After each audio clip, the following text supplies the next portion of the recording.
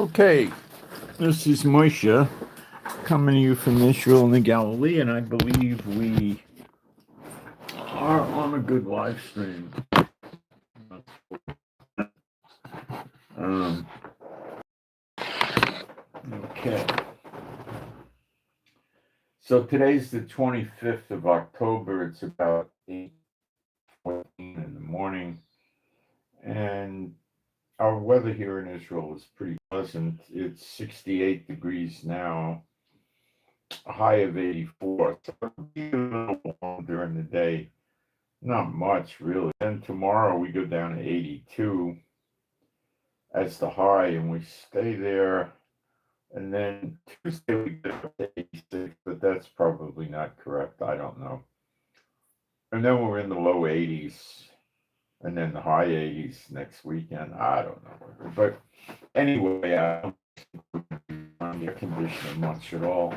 I almost put it on yesterday or the day before. It was about 88.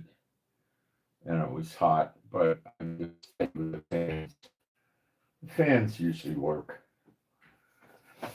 I put the fan on me when I go to sleep at night, and then usually in the middle of the night it gets too cold, so I throw a little summer blanket on me, which is a little skinny little thing. It's I think cotton on the top and the bottom, and a little thin synthetic polyester-ish thing inside that probably retains heat. I don't know. It works very nicely. Um, okay, what we're going to predominantly cover today is how BRICS is hurting the United States badly, economically, and how Trump is playing into it and doing all the wrong things. Okay? And we'll talk a little bit about Venezuela. Trump's sending the aircraft carrier down there now. We'll talk about Putin and Ukraine, and some other things that are going on in Israel with Vance in here for 2 days, and then Vance leaves, and a few hours later, Marco Rubio shows up, and this is to keep tremendous pressure on Netanyahu.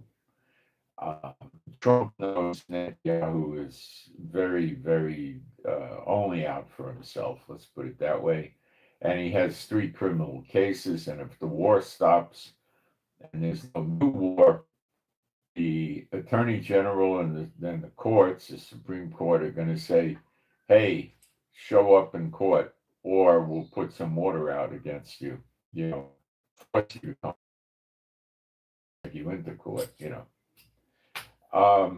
and his cases go forward, he's going to lose, or he wouldn't be afraid of them. I think one of his 3 criminal cases is probably not going to result in a conviction. I'm saying I think. I've read people say that's the thought on that it's not going to go anywhere. Okay. But the other 2 will. All 3 put together could lead to 16 years in jail. I don't think any way, shape, or form they're going to nail him down for 16 years. But he might get 2, 3, 4 years in jail and heavy fines, and he'll go down in shame. Okay. And the other problem he'll have is they're going to open up an independent against him before October 7th. And that's going to drag down him and many, many other people, because he's stopping it, because he's prime minister. That won't work anymore. So if this goes down, Israel will change. The curious thing that's enjoyable is Trump is selfish, of course, and just wants, I want my peace plan. I'll get the Nobel Prize next year for this or something, right? So he knows Netanyahu is, trying to hold Hamas's feet to the fire, which he should do. But Trump doesn't want that. So they keep saying, well, if Hamas doesn't demilitarize, we're going to demilitarize them. And the funny thing is, Trump is trying to set this thing up so that Israel gets more popularity in the other countries. And Netanyahu is going to jail. Netanyahu is no Zionist, he's a Satanist, an expire. My opinion, but I'm sure. And he's thwarting Trump, so Trump's sitting there saying, this guy Netanyahu's a bum. And bad for Israel.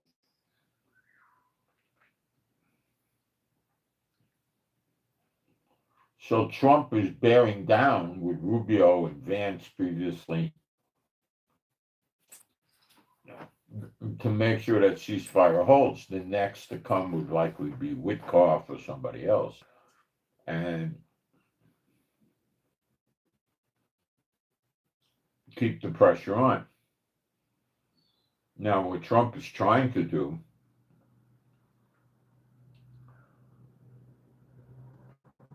is unlikely, and that's build a coalition of foreign Muslim majority countries like Indonesia and Azerbaijan to raise the military and go into Gaza and forcibly disarm Hamas. He doesn't want Israel to do it. Why?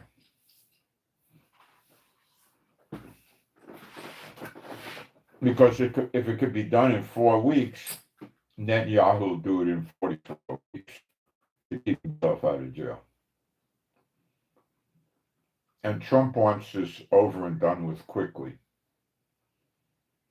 Okay. So the nations cut it out. And then he warns Netanyahu not to annex West Bank, although the Knesset did pass it in the first reading. It has to go through 2 more readings. So it's got a high probability, quite high, of passing. And then Trump said he will remove all support that America has for Israel. But he's saying it. And Netanyahu may consider this music to his ears because then nobody will listen to Trump in Israel, and Netanyahu could resume the war. And then we'll push ourselves closer to Zechariah 12. Stir up more hatred. Netanyahu won't be there to, Trump won't be around to stop the hatred. So we'll get into all this and really go deep into what's going on with BRICS with you. That now the US dollar is down in value. Okay. It's way down. Now the Canadian dollar is down too because it's being able to be worth the same percentage of American dollars as it was a year or 2 ago or 3, pretty much. So it's down too. The Australian dollar ditto, it's down also. I'm going to break down to you why it looks like it's going to get a lot worse for the US dollar and what life will be like when that happens. And, okay, I'm going to go into the live stream and take a look at what's going on. Now, economies in the world are going to go down, but a lot of economies in the world are going to go up. So it's not going to be a worldwide dump. It's going to be a dump on America predominantly. Okay. That's what's going to happen. Now, Trump broke off negotiations with Canada over trade. So is it possible Canada goes into BRICS? Probably not, but it could happen. I'd give it a 35%, like 1 out of 3. They might do it, but I'm not. I don't think BRICS really wants them. They don't have that big of an economy, and I'm not so sure. 35%. Not so sure that it'll go. I mean, it's something you got to be aware of that might happen.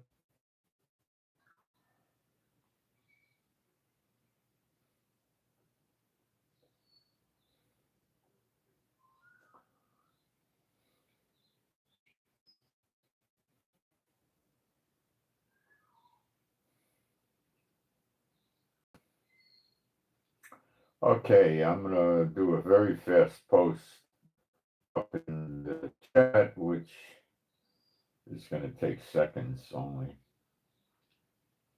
And I'm almost there. So we got quite a lot of stuff to look at today that the Lord was showing me. And this BRICS thing is, that's what, China, Korea, that's what they're counting on.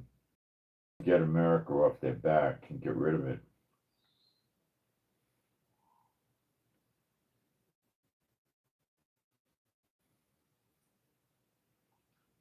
And we're going to take a deep dive into that in a couple of seconds. A couple of minutes, probably. All right, I got my post. Let me pin it. Pinned. All right, don't see any typos. Okay.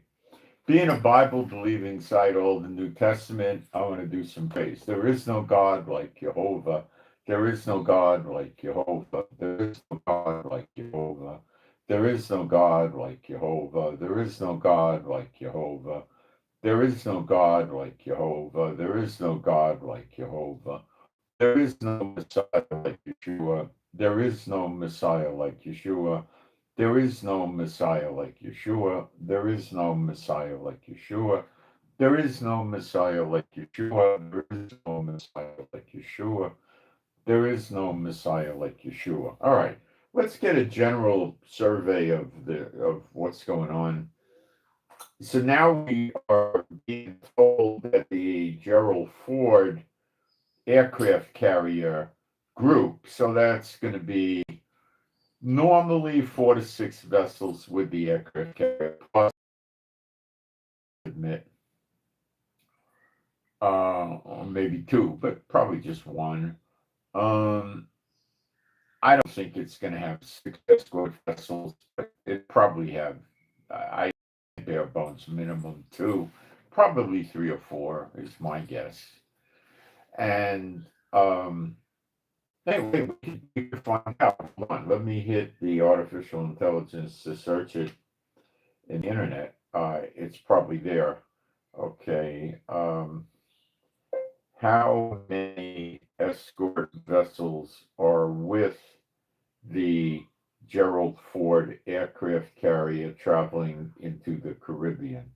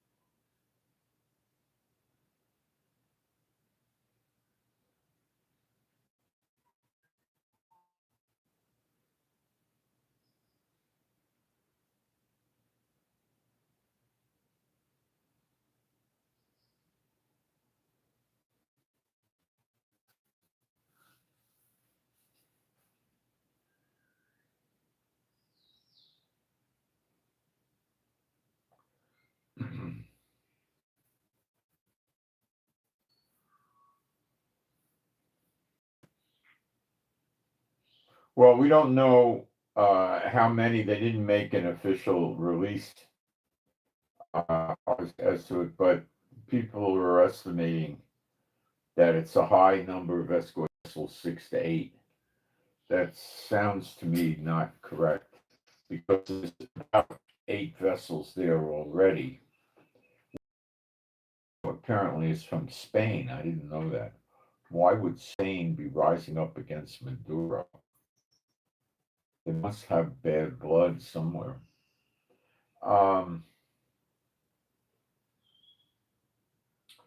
If it is true, and it's between 6, let's say 6, I doubt they'll have 8, let's say 6, and you got 8 there, that brings 14 vessels plus.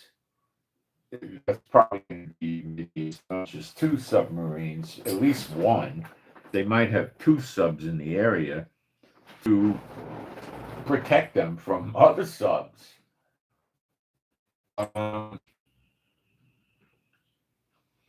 But these destroyers are pretty good at detecting other subs. But American submarines may not be detected by the enemy.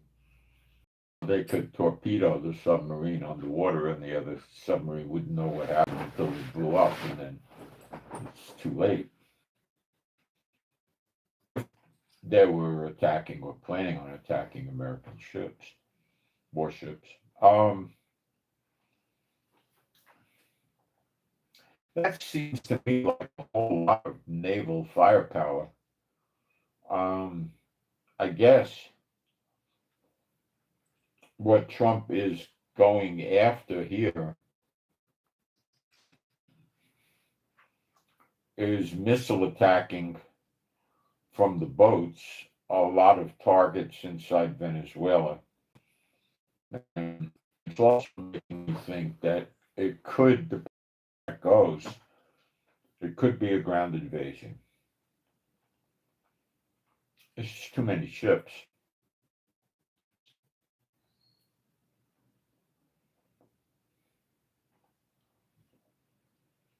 The ships typically have 16 launch tubes, and they carry about 64 missiles. Some have a higher number, significantly higher number.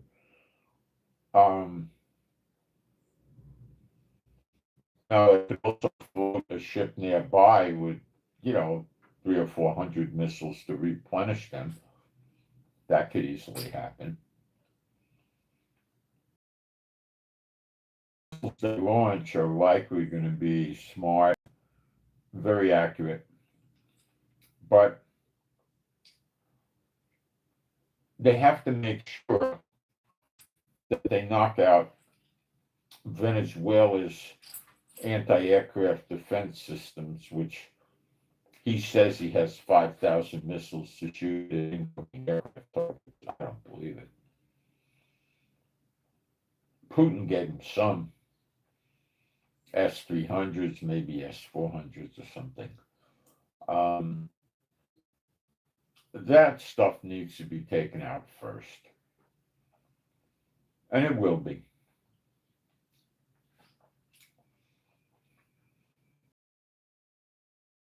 About B-1 bombers flying around there, B-2s, F-35s.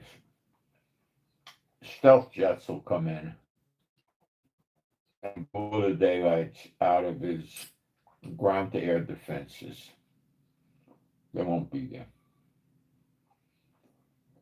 Then America initially will have corridors in Venezuela where the aircraft can fly without any risk. The radar won't pick it up, and I don't think Maduro has any over-the-horizon radar or anything like that.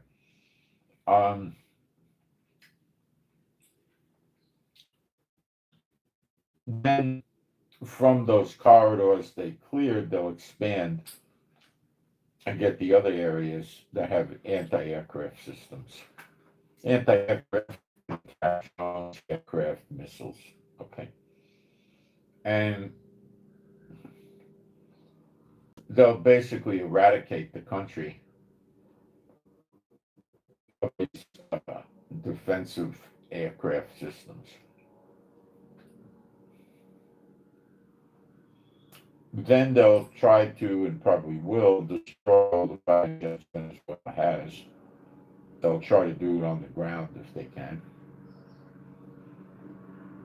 Now, the missiles on the ships will be likely attacking um, drug targets and possibly other military targets, like command and control centers of his military and his CIA security, whatever he wants to call it, CIA. And they'll attack military airports, military piers. Um, and then if they're going to go in, it may get worse. They may start having to attack tanks and armored personnel carriers, surface to surface missiles and rockets and all this kind of stuff. It'll be pretty wild.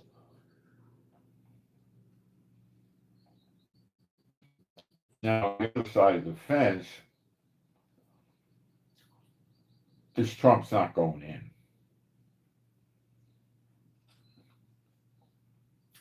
Trump just yeah.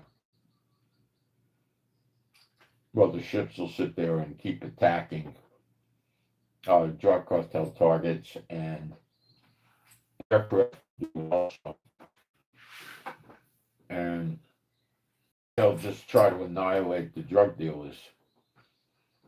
And will they just leave Maduro alone? That's a good question, because Maduro and the drug dealers got plenty of money. They'll just bounce right back up.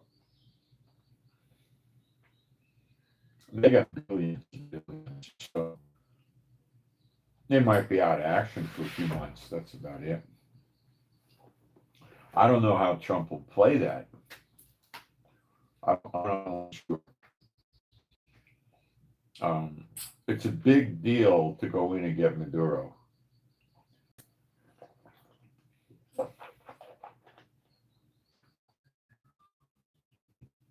You better believe he had plenty of notice to construct 5 or 6 bunkers in different places to hide himself.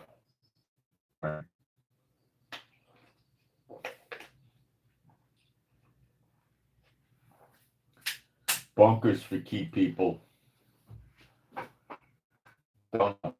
He says he has 2 million people with his reserve forces that he's mobilized, and what are they going to really do? Bounce bullets off tanks and armored vehicles? I don't know what things they're going to do, but all those reservists, because it would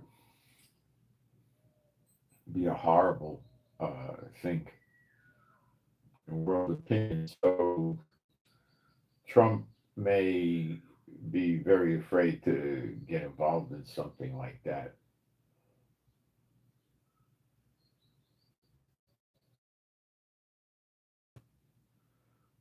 Hang on a second. Somebody wrote me here.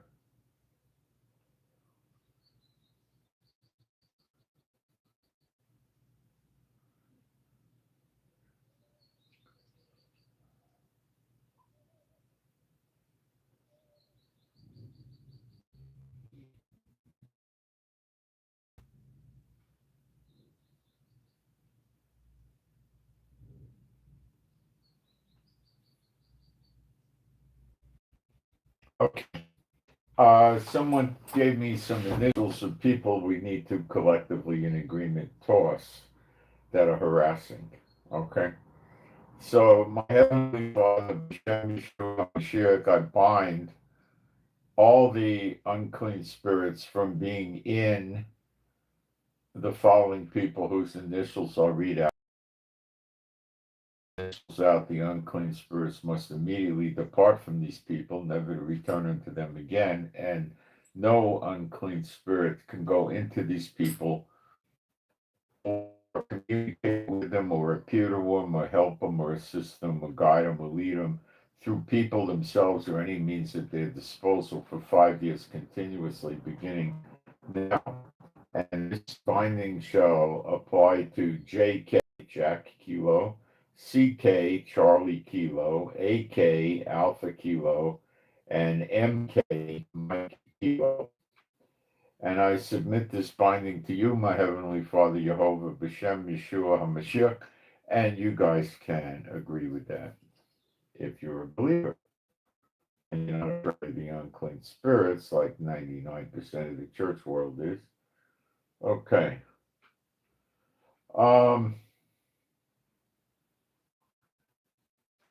So what happens in Venezuela could be very, very disastrous for Trump. And on the other hand, it may not be. I don't know yet.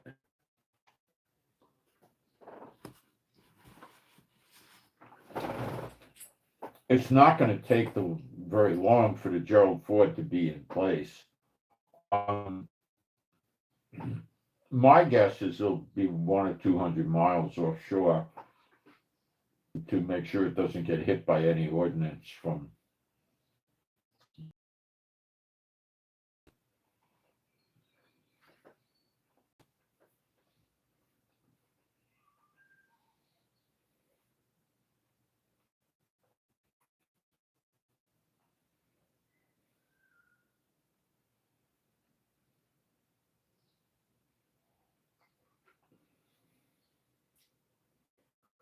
Trump has a very bad problem in Gaza that just came to light, and I mean bad.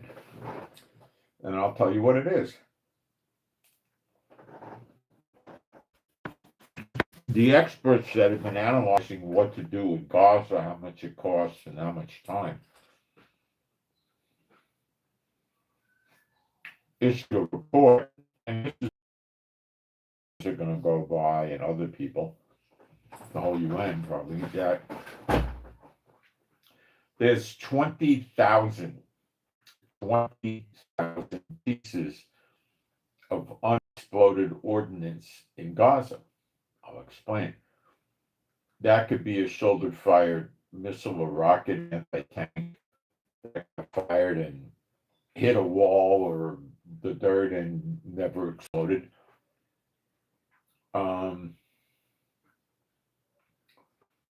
Could be an RPG that they shot at us that never exploded.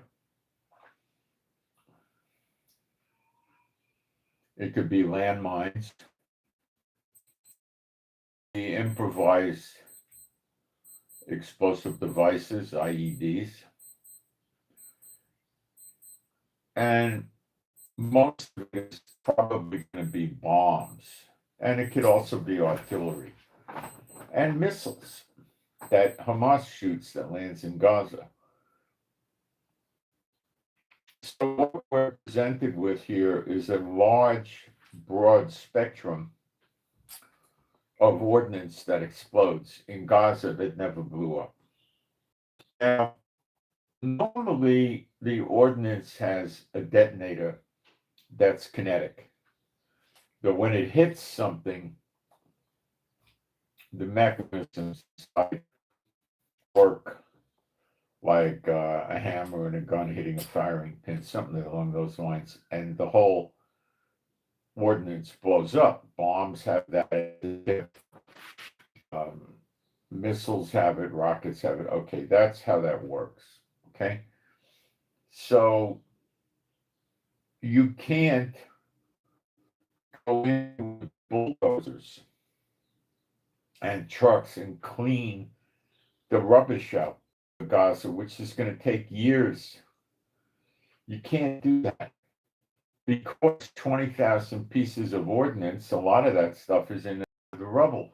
So the people with the bulldozers and cranes and other devices are liable to trigger one of these explosive devices and have it blow up and kill people and destroy equipment.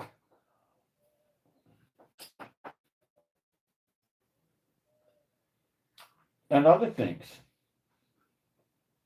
Once it happens once, or maybe it'll take twice, workers don't want to work there. That's a no-brainer.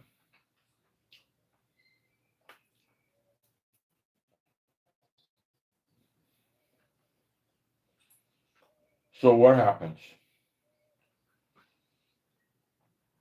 You've got to clear the ordinance out.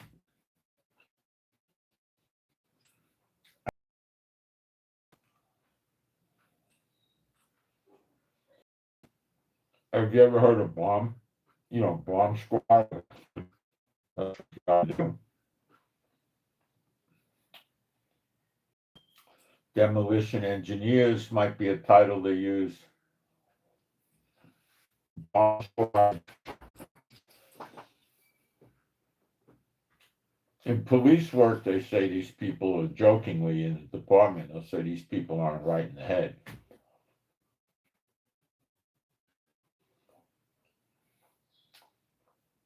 They put these suits on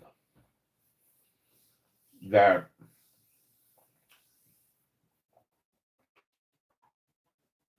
would protect them against a very small explosive, like probably an RPG or a shoulder-fired rocket, maybe an IED, but not what's in a bomb or a missile. No. You're not going to go around a 250-pound bomb with a bomb suit. And the bomb's going to go off and you're going to be fine. You're not going to be there anymore. You and the suit are going to be gone. All right.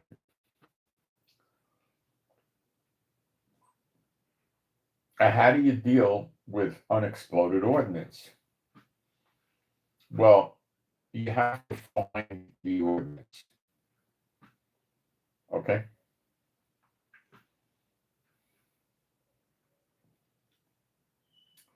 When you find it, it's going to be a lot of times the rubble in the ground. You have to remove the rubble to access the bomb or the missile, the IED or whatever. And you can't just take a bulldozer and start pushing the rubble in wholesale quantities because it may disturb the bomb, rattle it around. A slab of concrete hits the detonator, and boom. Everybody within 50 feet is dead. Okay?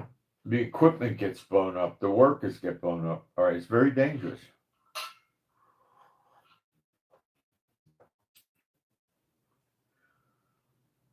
So you need to have teams of trained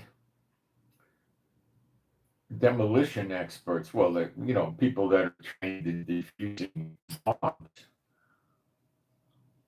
Okay. Now, they're not like somebody, got kidnapped, bombs around, and if you try to deactivate it, it's going to blow up. And this is not the problem.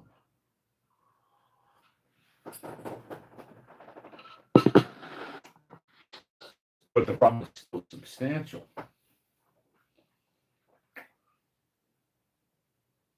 The detonator didn't like the way it got hit, and it didn't make everything go up. That doesn't mean if you watch it loose and it falls 2 or 3 feet and scrapes against concrete, it doesn't get it the right way. And this time it does. You understand the problem? So let's say Trump sends 5 teams in, like 3 or 4 people on a team, right? And they're very careful. And they have to be, or they'll be very dead. And there's no construction or rubbish removal while this is going on. And the people are going to have to be probably 200 meters away from where they're working. Maybe 300 meters. They're going to want to keep them far so they don't get hit with shrapnel or something goes wrong, right? Will you do that? Now, the first monumental problem is going around trying to find the explosives. How do you do that? Gaza's like 25 miles long, and can be, I think, up to 6 miles wide or at least 3 miles wide. How do you do that?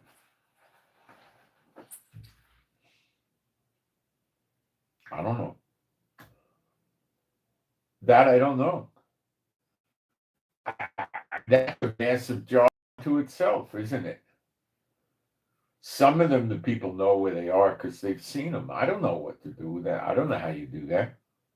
How do you move the piles of rubble if you think there's bombs under there? I don't know how you do that either. Take a scoop bucket device and go in and try to very gently scoop it up. How can you very gently scoop it up with this big bucket that weighs 500 pounds or something? How are you going to do that? I don't understand how they can do this very easily. So let's give them the benefit of the doubt. Let's just run numbers, okay? Let's say Trump sends 20 teams in there or 25 teams. And let's say they get 25 bombs a day. I don't think they could do that at all. I don't think they could ever get that high day after day. No way. But let's say they can. That's 26 months to get rid of all the ordnance in Gaza. If they could ever get it that fast, and I'm not sure they work in sectors. And when they bomb cleared a sector, they would let the demolition people come in and remove the rubbish. So how big is this sector, how long it takes to work, I don't know how they want to set it up.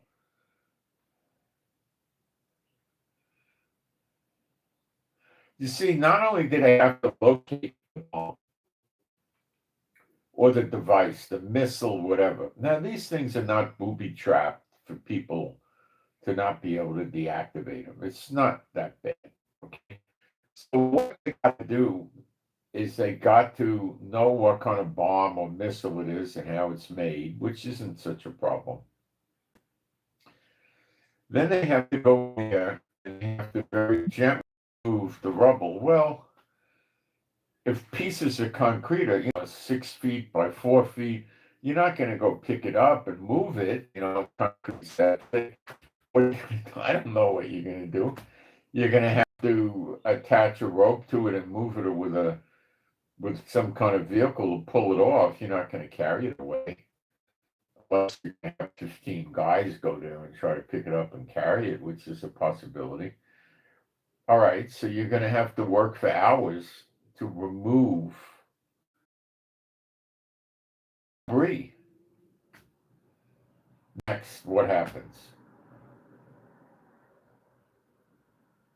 Well, you guys have to go there and take the detonator, the thing that makes it go boom, out of the bomb.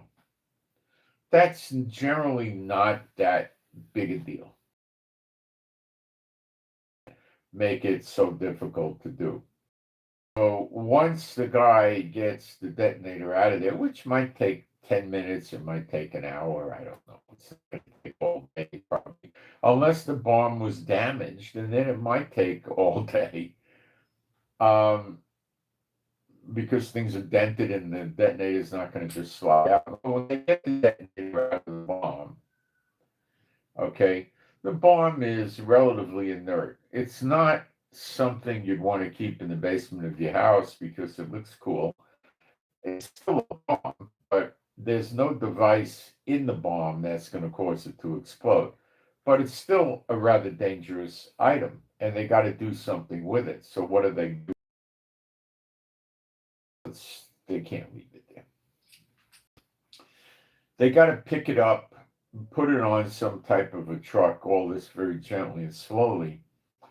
Then they're going to drop it out there and do something with it. What are the some things they'll do with it? Well, this is a challenge. I'm not sure. You can have 500-pound bombs and 1,000 and 2,000-pound bombs that are unexploded.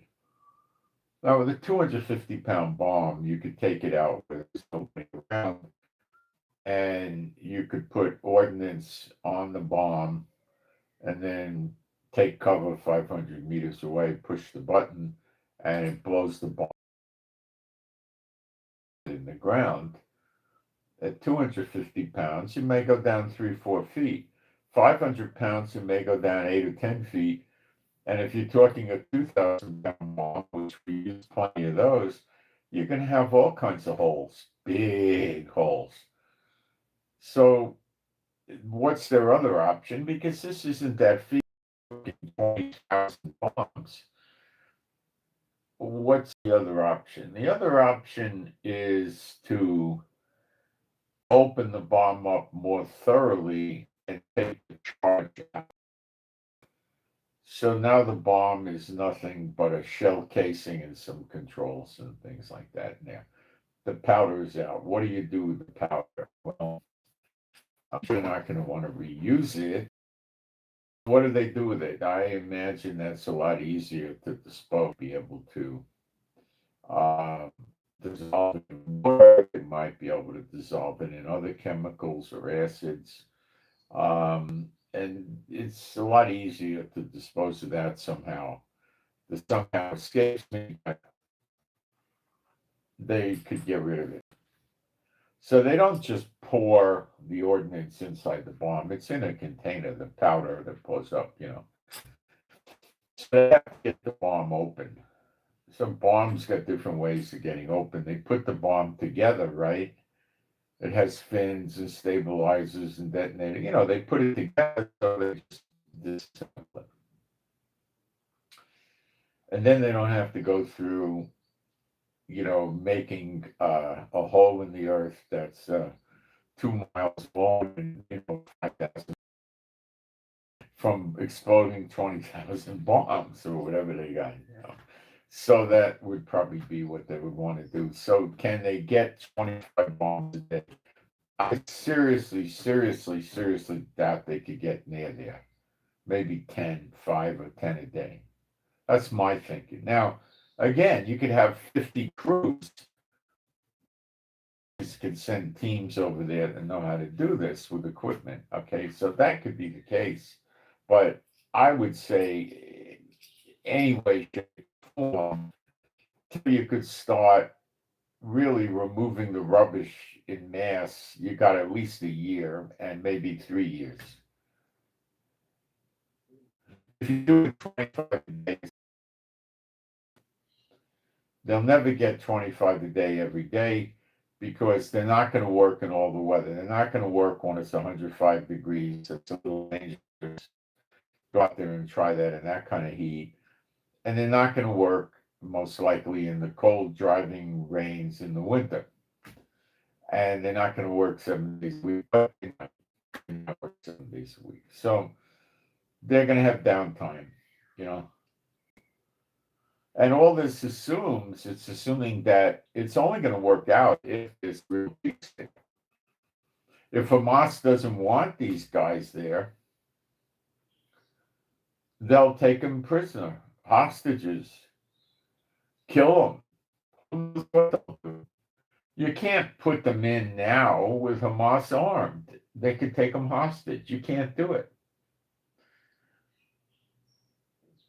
So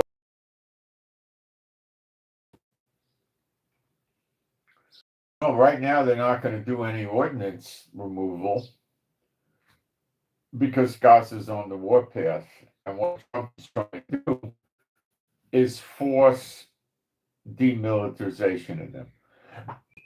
And Trump doesn't want to send his own army in to do it because he doesn't want to get bad publicity from other countries. So Trump's going to sit this one out, and he's running around trying to get other Muslim countries to go in there and kill the Muslims. Just say, okay, you're Muslim, we're not going to kill you. We'll surrender. It's more honorable, and we'll give you our weapons. No, they're going to say, shame on you, you dirty dog Muslims, to do this to other Muslims. You're worthy of death. That's what they're going to say, and they'll fight them. And the big question is going to be, is these other going to actually belly up to the bar and fight them, or is their military likely to just do nothing and just forget about taking care of this problem and just do nothing? I mean, I don't know. I don't know.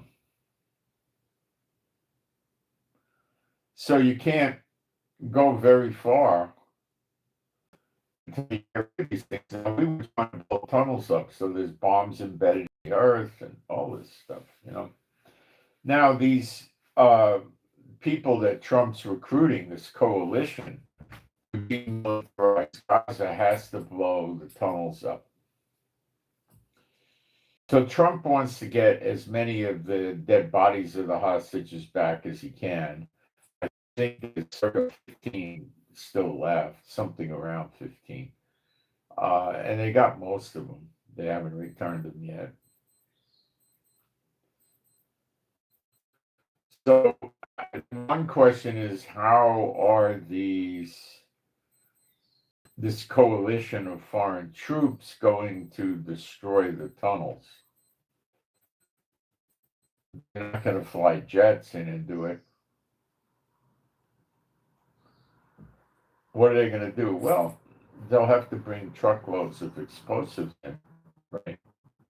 What is a bomb? It's explosives that you drop out of an airplane. So remove the airplane from the formula and just take what's called satchel charges, a bomb, put it like in a backpack, and you have to get it down into the earth to reach the tunnels. So you need drilling equipment. And you'll have to, or you could find the tunnel entrances and then break in and go down in the tunnel. And just leave the ordinance with a remote controlled fuse, leave it there, or put it on a timer or whatever you're going to do inside the tunnel, and leave the tunnel and climb out and walk away and with a cup of coffee for the boom. So you don't need extra to do it. If they're going to dig a hole, they're going to probably have to dig a hole of about a foot. That's going to be not that difficult, not that easy. Then they would have to make a bomb that would be, like a foot wide and probably 3 feet, 4 feet long, and stuff it down in there and use some type of radio. They just might have to wire, just take the switch and go boom, boom, Some people are saying they don't have the capability to get rid of the tunnels, and that's false. They have the capability. They could easily do it. Just use satchel charges. That's all. And Israel's not going to let them fly overhead and bomb things. They're not going to do that. So then when Hamas is disarmed, America's going to want Israel completely out of Gaza, and they're going to try to use this international force to complete it. Now, the idiocy here, and I use the word carefully because Trump is stupid, he fooled a lot of people, including me. He's a dumbbell. He has good advisors, I'll grant him that, but he's a dumbbell. And what is he really trying to do? See, you can't get your hotel casinos, which he wanted to do in Gaza, without. Okay, yeah, I'm checking it. Without getting the ordinance out, then getting the rubbish out, and then you've got to build streets, sewers, water, electricity, right? Internet, cell phone towers.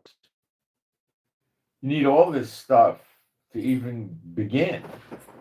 And how many years is that? Well, from what we could look at, probably to look at the infrastructure, 5 or 7 years, 10 years. So these people are going to want to leave Gaza. They're living in tents mostly. Probably, I don't know, let's say 75% of them, probably more like 85%, are not living in their houses because their houses are no longer capable of being lived in. So they're living in tents, or if I'm wrong, 65%, a huge amount of living in tents. It's quite high. And there's no real economy over there. And they're getting food handouts and medical is there. They got doctor volunteers in the place, and they got some kind of hospital, but it's not so great. And you got a lot of wounded and sick, and uh, it's a big job. And do these people want to live there? Let's say the fighting stops and they understand that, and Hamas is gone, so they're not going to have a bunch of liars lying to them. And the international coalition tells them, leave, we'll give you, $2,500 a head or something like that. And there's a couple of countries that'll take you in and give you residency leading to citizenship or even citizenship, whatever. And you can leave and just let us know. And, you don't have to live in a tent. And, this is what could happen. People could start leaving. Okay.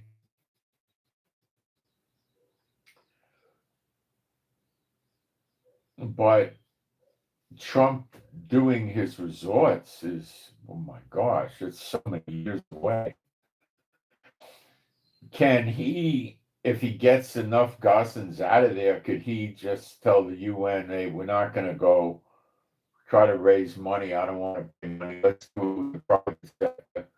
We'll let casino, hotel, resort industry come in and do it. Nah, they won't bother. They won't bother. If Trump puts, they see they got all the water they need, all the electricity they need, and these people go through electricity like crazy, right? They got all the internet they need, they got all the cell phones they need, they got everything they need, right? Sewage. Then they'll take their little piece of land, which might be 2 or 3 acres or 4 acres, to build a resort hotel, or maybe 6 acres, a huge one, 8 acres or something. And they'll do their own rubbish removal and all of that. It's not that big a deal. They're not doing 25 miles by whatever it is, 4 or 5 miles wide. They're doing, several city blocks, like 4 blocks by 2 blocks. You go to Vegas and you look at the big resort hotels, they're not that large in terms of real estate. Um, some are only 2 acres, some are probably 4 acres. Some might be 6 acres, and that's getting really up there already. Especially when you're talking beachfront property. Um, what do they need? They need to have, if they want to be cool, 2, 3 buildings. Usually 2 buildings is plenty. Big buildings, 20, 30 stories high, and they got, 30, 40 rooms on a floor, or 25 or something, right? And they have a swimming pool area with a huge pool, maybe a meandering river in the pool you could float around in, and then they'd have uh, a bunch of jacuzzis, places to lay in the sun, places to lay in the shade, cabanas, a place to have shows, music, a pool area. Then they would have buffet meals either in the main building or maybe out in the poolish area, so people can go in with their bathing suits on. Uh, those would be small buildings, 1 story or something. And it's not a building. And what else? That's really what a resort is. And then inside the building, they got the showrooms, they got the bars with music and shows, they got all their gambling paraphernalia all over the place. And they've got 5 or 6 restaurants, and, gift shops, and that sort of stuff. That's all they got, you know. So it doesn't have to be big. They can do their own, have the bulldozers come in and pull the debris out, and then they have to dig a foundation for the building. Well, that whole thing is going to take 2 or 3 months probably. And then they start pouring the concrete for the foundation, and they start constructing the building, and they can get done if they work hard, less than a year. Then, they'll have the building, and then they got to put all the junk inside the building, the kitchens, the beds, the sinks, the mirrors, all that stuff. It may be a year and a half, maybe less. Who knows? But is that ever going to happen? No, it's not in the Bible. You're never going to see it. But Trump doesn't believe that. You're never going to see it. So Netanyahu really did a job destroying the real estate. It makes it nearly impossible for the Gazans to stay there, and it makes it not really intelligent for the Israelis to move there. Where are you going to go? They'd have to go like they do in the West Bank and put trailer houses there, and live there. What's the point? You have no roads. You don't, it's not feasible right now.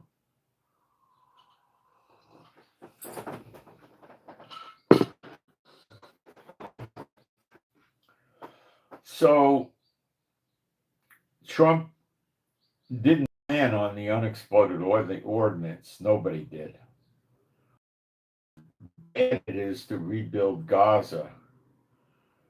You've got this obstacle now before you even remove the rubbish that could easily take 2 or 3 years.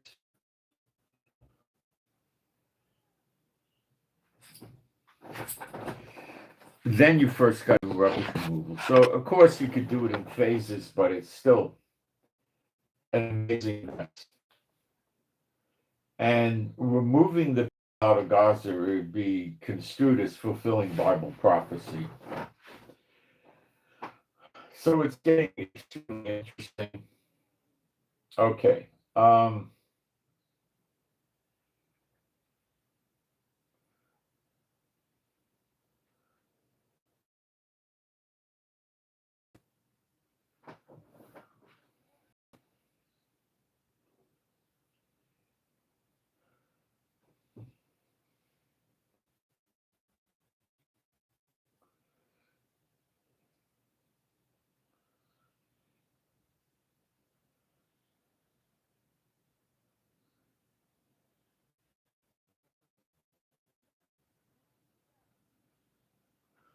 After this story came out about evacuating the people for the ordnance demolition or removal, the Hamas news people said 2 Gazan children got hurt by exploding ordnance that was abandoned there. We don't know how true that is, though.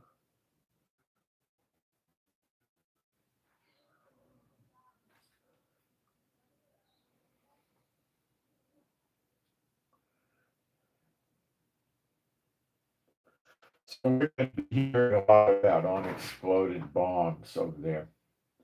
I mean, I think every now and then, I know 25 years ago they would still be finding World War II bombs frequently. In the 1960s and 70s, it was reasonably common to find World War II bombs and torpedoes and other things in the world. You didn't find them every day, but every year or two of them would pop up.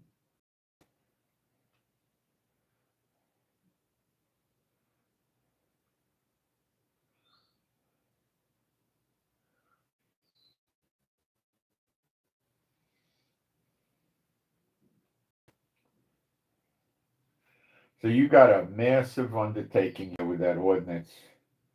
And personally, I think Trump is going to give up on this because he sees that it's carry on after his days.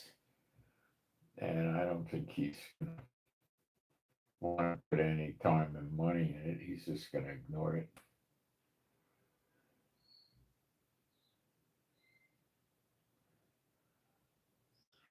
The Prime Minister of Britain, what's the guy's name? Stammer, hates Israel, uh, announced a special budget allocation of £10 million for the protection of mosques in Great Britain against. In Great Britain have been standing up against the government for their immigration policies that have been causing the crimes against the people of the country, and they've been causing child rapes and all kinds of hideous crimes. And there are recent protests now. I'll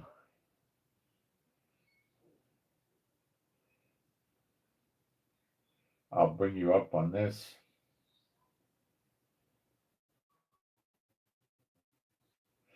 There was a migrant in the UK released, one of these asylum seeker people was released by mistake from the immigration authorities. They had him in jail because he was considered dangerous, and they were planning on deporting him. And then somehow he mysteriously got released early, very suspicious, I would say.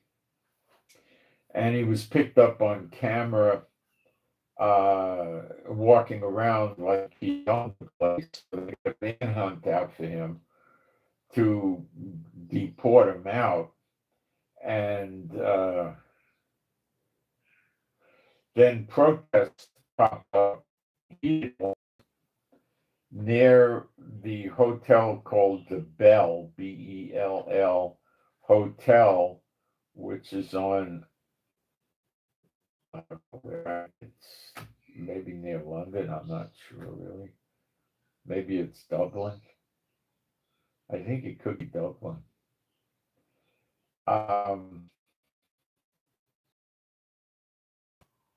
And they were quite animate. And this hotel, the Bell Hotel, has been used for quite a while to house, probably for free, the asylum seekers.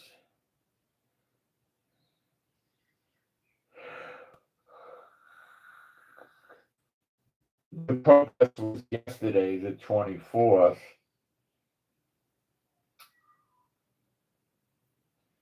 They gathered in fury over the release because they think it was done on purpose, I believe.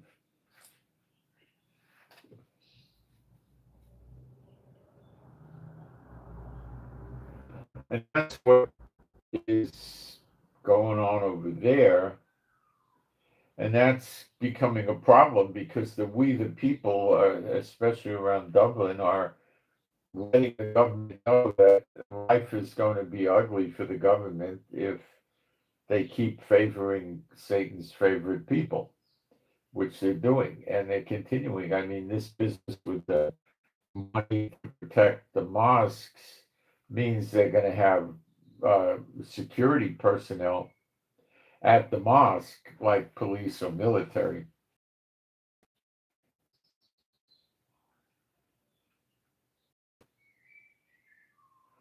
So the way, well, we're not going to get there yet. Let me finish one of the things first. There was a shooting in Washington, D.C. at a McDonald's. The news media is playing with you and they're saying that 4 people were shot by Howard University in Washington, D.C., to make you think it was a shooting at a university or something like that. No, 4 juveniles were wounded in a McDonald's with a shooting. I don't believe they're critical or dead. I know someone got in the butt and the arm and stuff, but I don't know the whole deal.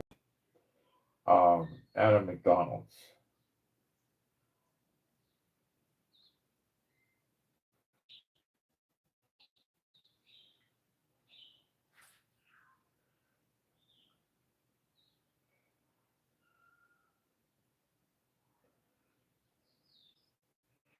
Most Americans, according to polls, are saying 80% of the Democrats and 41% of the Republicans think that the U.S. should Palestinian statehood, a sign that President Trump is opposing, and that's one of the reasons he wants this ceasefire thing to work in Gaza, but he's very stupid. Very stupid, stupid, because Gaza, the Hamas are going to fight back, and it's going to make it look like it's in a bad light. That's why he's trying to use foreign Muslim nations' military to do his dirty work for him. I don't think he's going to be able to accomplish that. I'd be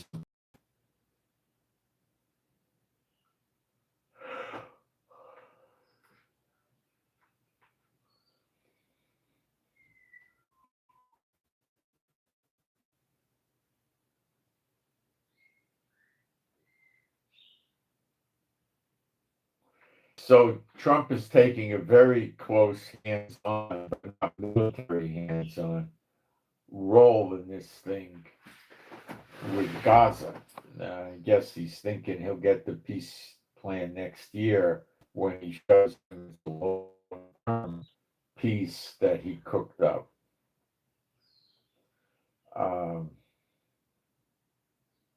Which is a requirement for the Nobel Peace Prize. It has to be a long-term thing. Maine has extreme drought in 7 counties, so the drought is still growing. Rubio told the Israelis that there is no plan B regarding Trump's Gaza deal. This is it. They're just going to make it happen. Well, they're going to make it happen until Trump sees that Hamas is fighting voraciously, and you're going to have to kill tens of thousands to get anywhere with them. And I don't think Trump has the stomach for that. So I think Trump will just try to sell out Israel for his own interests and just say that, we're just going to have to live with Hamas. I'm not going to kill 30,000 people, and see what the world has to say about it, and they'll hate you, Netanyahu. So we're stuck with this. And then he'll try to put a force of Muslims from foreign countries in there to enforce the ceasefire, which is a joke. Muslims enforcing the ceasefire on other Muslims when the enemy is Israel. What's wrong with that picture? Quite a bit.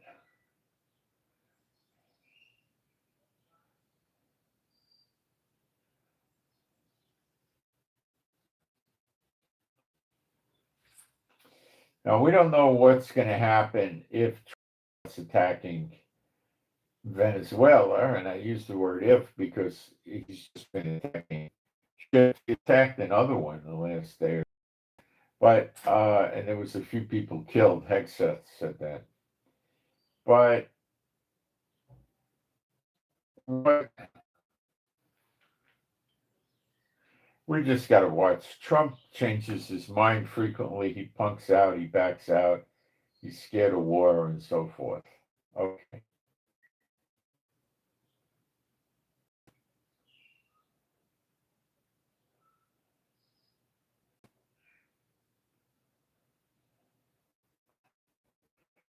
Spain is considering putting charges, now I don't know if they're civil or criminal, against a steelmaker company that allegedly made Israel with metal or iron for weapons or something. So Spain is just insanely against Israel now.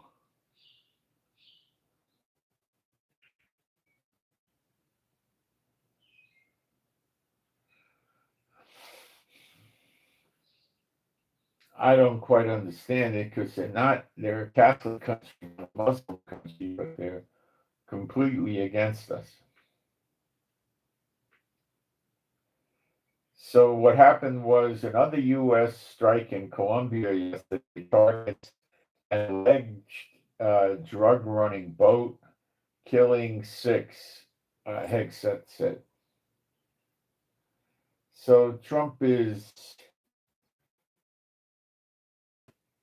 from the drug boat, sinkings to something more.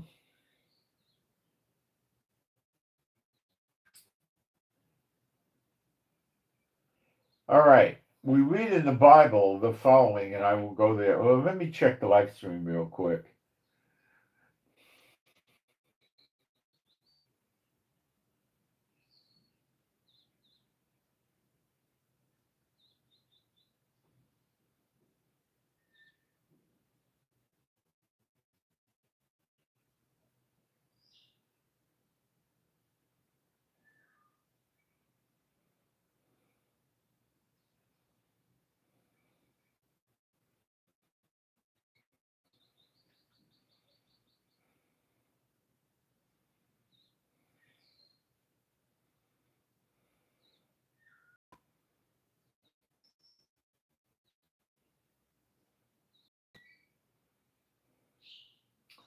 I don't know about it glitching. It's probably your internet.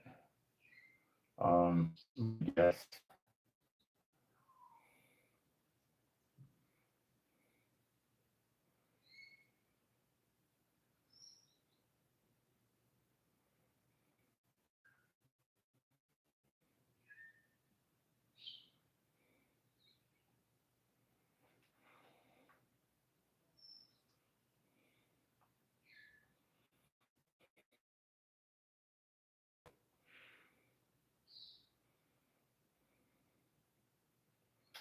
Other people are saying it's breaking up. Let me see what I got to do here.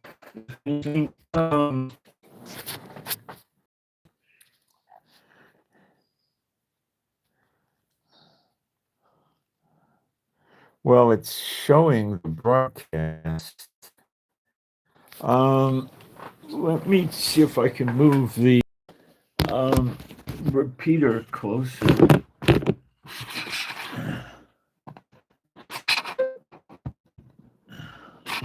Let's see if we get any better results from that. I don't know. Maybe it'll get a better signal. I'm not sure.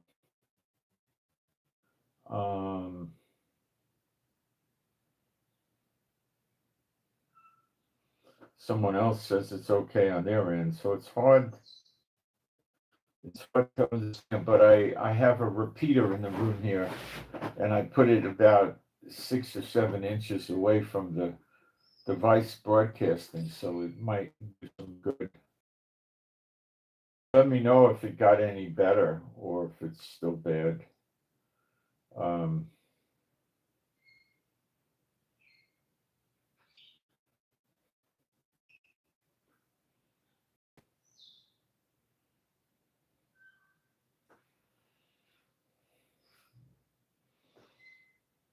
I'm not getting it.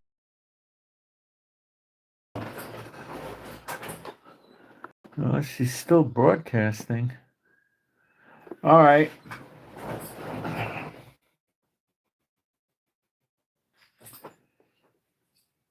Let's go to Jeremiah 46, verse 28.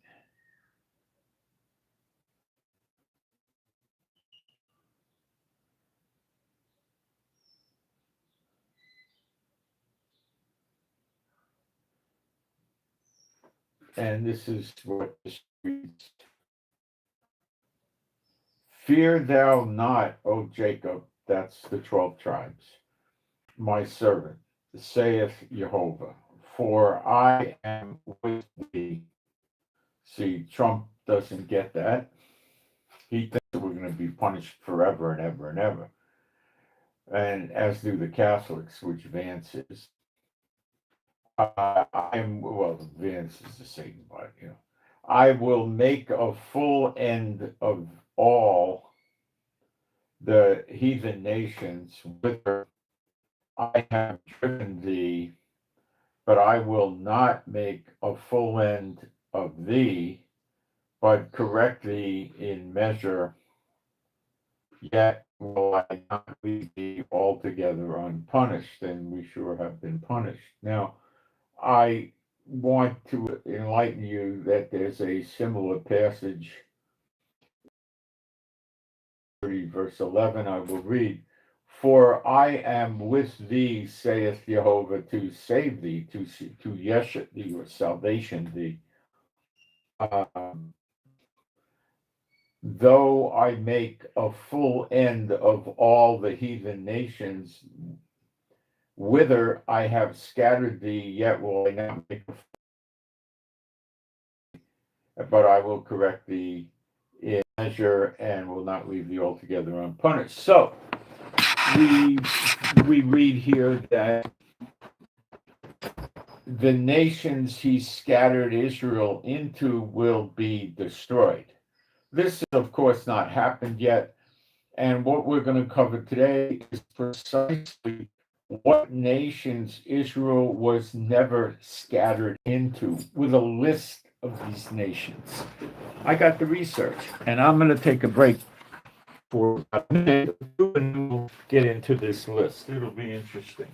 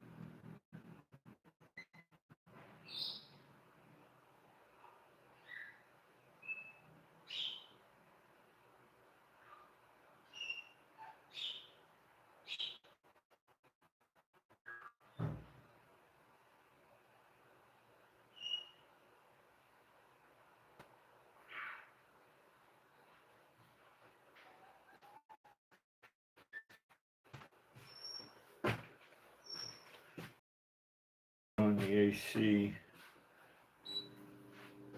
it's getting warm in here.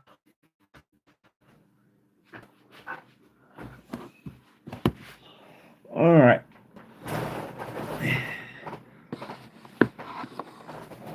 Let me take a quick look at the live stream, though. Make sure we're doing okay. Well, nobody's posting anything about it, so I guess we're okay. All right. Let's go back and discuss the list. Now, this is the basis of this list is based on there's no historical evidence of any Jewish or Israelite community being set up in any of these physical locations. Okay? And it's going to surprise you, but it says in the Old Testament, I think can't remember which, but Amos maybe, that he scattered Israel into all the nations. But there are some areas where we cannot find any historical records of Jews or Israelites being established. And these areas are as follows: most of Antarctica, uh, Pitcairn, uh, Tristan,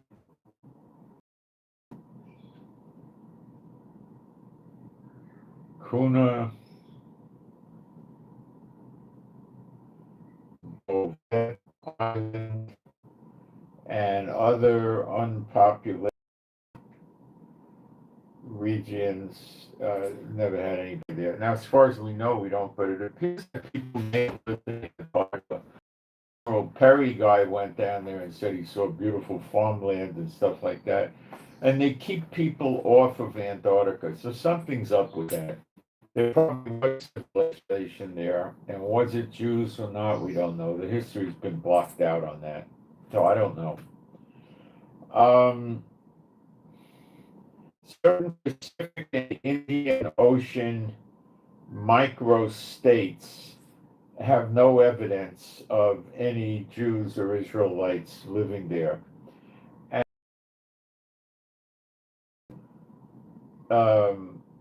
Tuvalu, Nauru,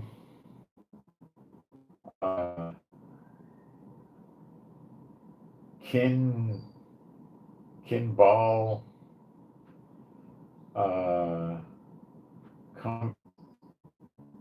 Comoros, Seychelles, Vanuatu, Solomon Islands,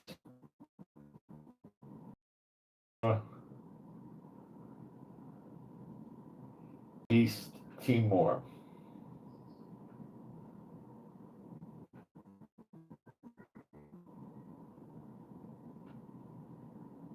Then we'll also find the deep interior of the Congo Basin, Papua New Guinea, and pre-colonial Mongolia have no such evidence of any such history. Greenland, no history. And portions of the Arctic Russia. Well, Arctic Russia is probably Russia, so I don't know how that works, but that's it. Every place else the Israelites went to and got kicked out, most of the time lost their possessions, their houses, their wealth, thrown out, and all this stuff. For the 2,000 years that started around 70 AD. So it's not a very big, impressive list of places that never had it. Now, Antarctica, what's going on over there? The nations set up bases there, and they keep the people out. Or who the heck knows what they're up to? Who cares? The Lord will take care of it. That's the deal here. It sounds like it might be a very complicated story, but it really isn't a very complicated story. So they've lived in, as I've told you, every North America, Central America, South America, Caribbean nation, practically all of Africa, all of the Middle East, everything in Europe, East, Western Europe, doesn't matter. And Greenland seems to be an exception. And most of Asia, or all of Asia, perhaps.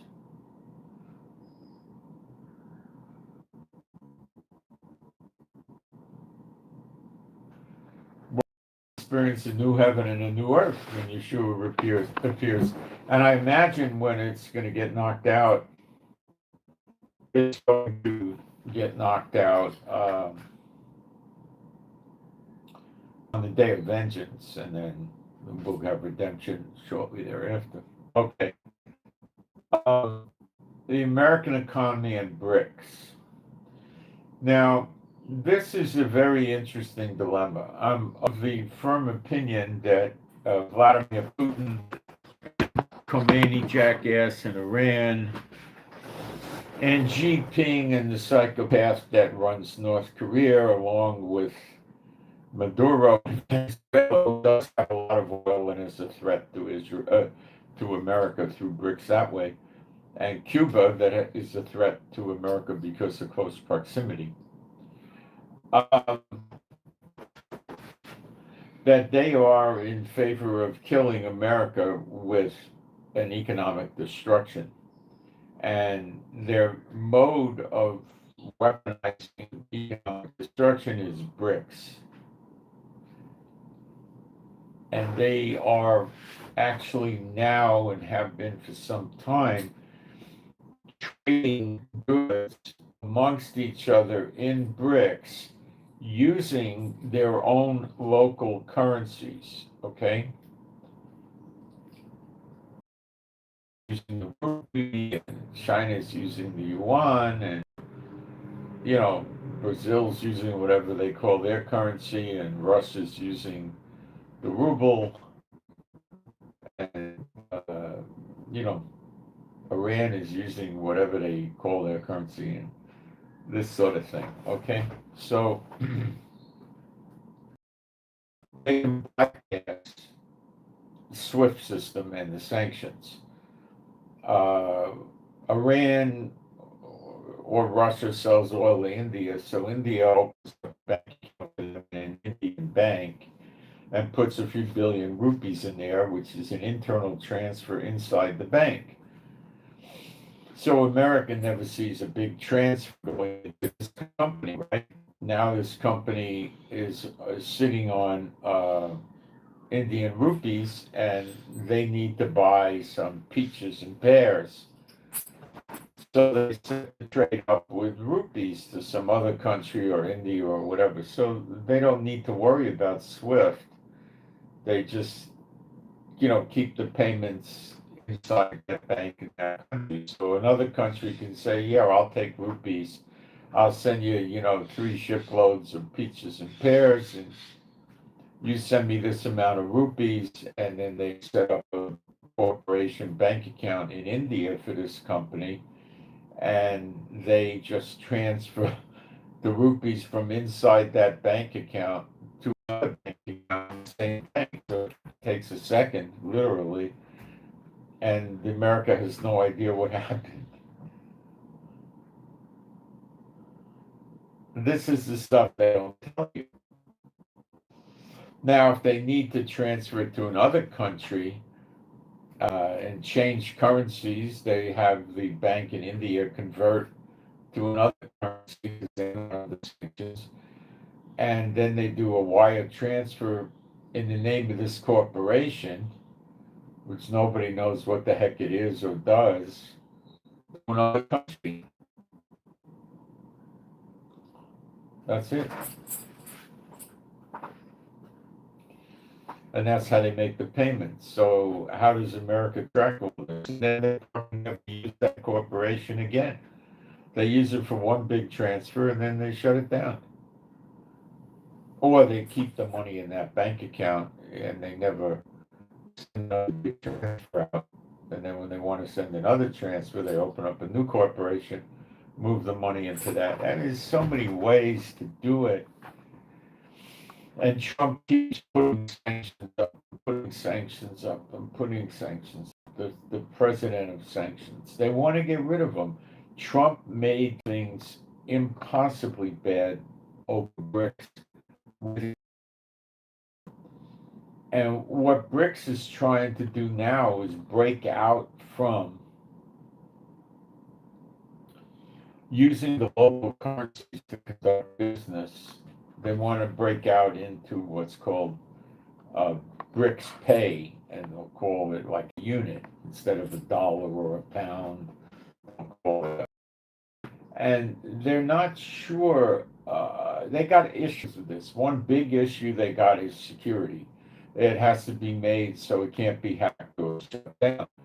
So when they get it running, they're likely going to take out the the SWIFT system, which works on the internet cables. So they'll take out the internet cables and disrupt everything for America, and their banking system will work. They'll probably do it with radio waves, or maybe telephone traffic. They're not going to do it with internet cables because that could get taken down in retaliation. So they're not that stupid. If you have it in wireless form, then you could take down the internet and bring down Swift without worrying about them bringing you down. You can't really take down radio signals, and they just need to put it in with encryption, and there's ways it can be done, but they need super duper secure.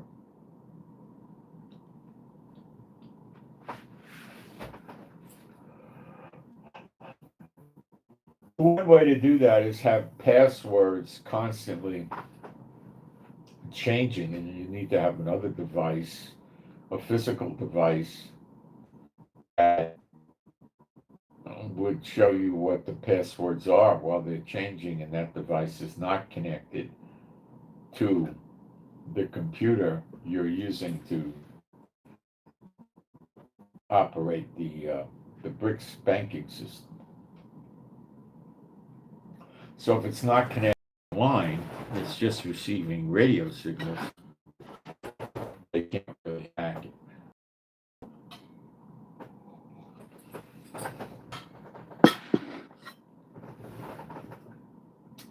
They have to get the radio signal, which probably means they have a special device to receive such a signal, which will be a distorted signal, and they also need to be able to then break the encryption on it, which is going to be massive. And with rotating passwords every minute or 2 minutes or 5 minutes or something like that, hacking isn't going to do them much good because the passwords keep resetting.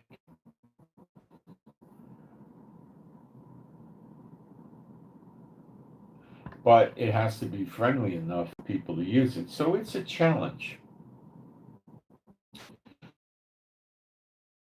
Something the other countries are going to approve and use and work with that meets the needs of BRICS, and that's a little bit difficult. So they want to have gold backed,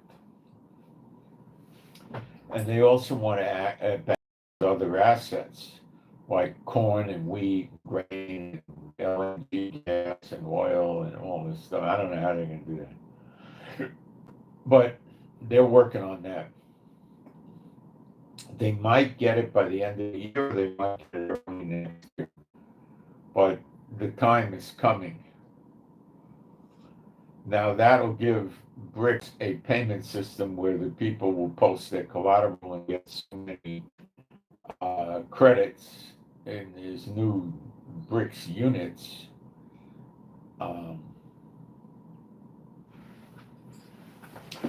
America will probably never join BRICS, nor will most of the non-Muslim countries in Europe. I don't think very many of them will join.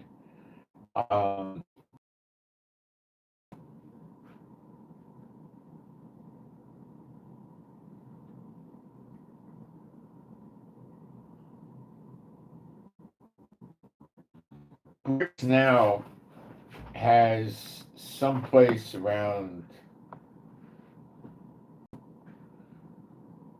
23% of the world. In other words, they're controlling not controlling, in terms of the greatest scheme of the whole world, about roughly 1/4 of the dollar value of transactions is going through BRICS, about 1/4 of all the business. Okay, put together. It's a little less than they say. Okay.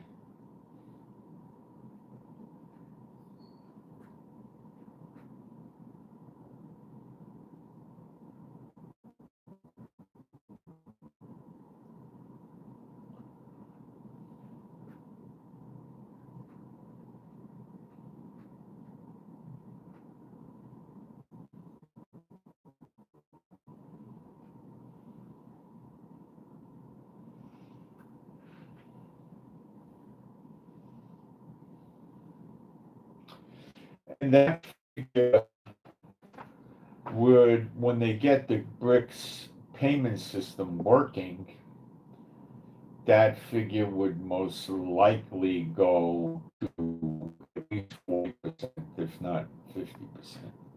Remember, they're not just using that. Next January, they're going to bring more people into BRICS. So they're at about 30 people, I think, roughly. They'll probably go to 40 or 45. So they might not stop at just 50% of the world GDP. They might get to 60 or 65. What is this going to do to America? What it's already been doing. They've taken about 1/4 of the demand for US dollars away from America because these transactions for corn and wheat and cotton and, a lot of the stuff that went on in the past, they didn't trade with the local currencies, they traded in US dollars. They converted their, money into US dollars and then paid it to the person they were buying the stuff from, buying the cotton or the wheat from. They pay them in US dollars through the SWIFT system, right? Okay.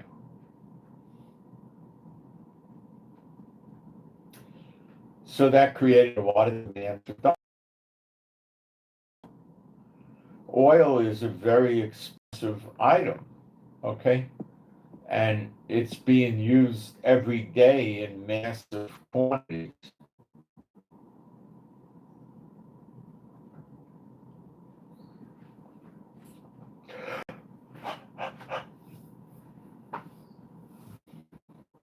So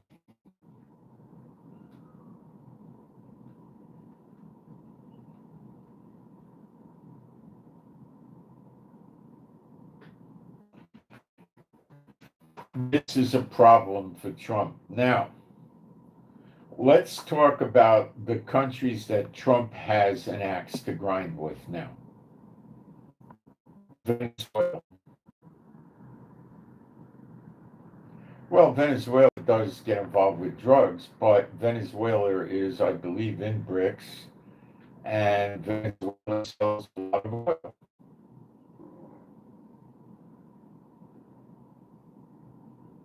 If they're not in BRICS, though. So let's take a look. We can find out quickly if Venezuela is in BRICS. So,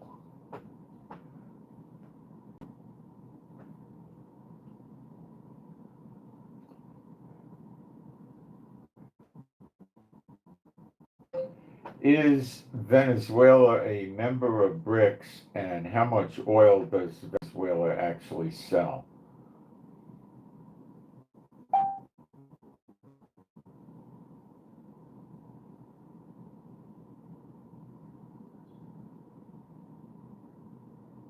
Oh, gosh, this thing did something stupid on me, but I don't know what it did. Hold on. I think I got rid of it. Okay.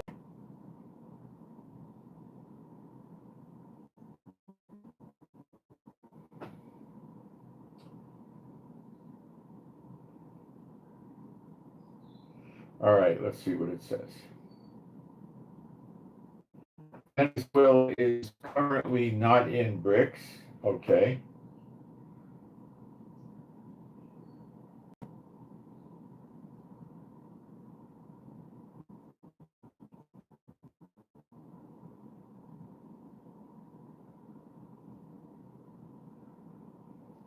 Venezuela has said that it considers itself part of BRICS on the path to joining.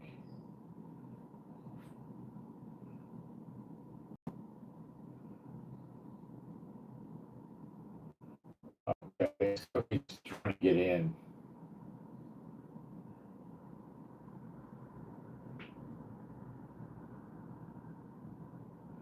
Brazil stopped it from joining BRICS.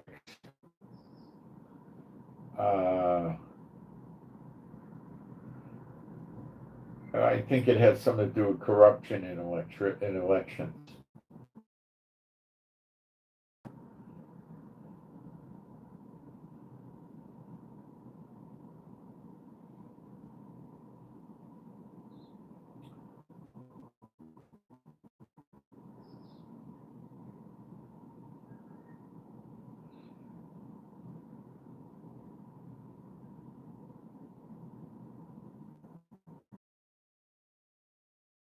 in the month of June this year,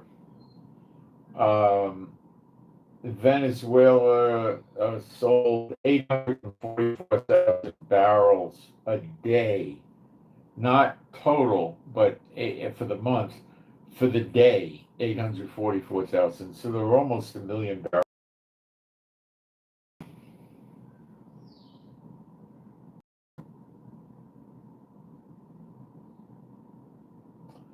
And they got it up substantially higher than it used to be. It used to be like a little more than 500,000 barrels a day.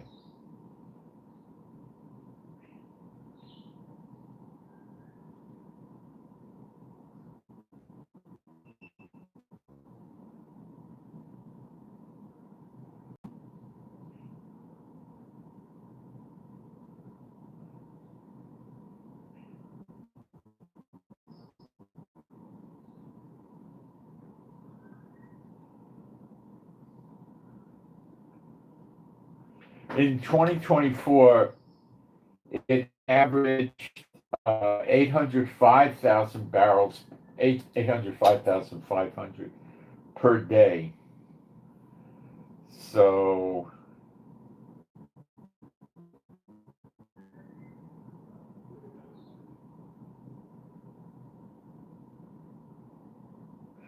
in the past, Venezuela used to be able to do a few million barrels a day, not good under Maduro. Okay, so he's a serious contender, though. It's probably already, he's probably hit a million barrels a day, or he will. Give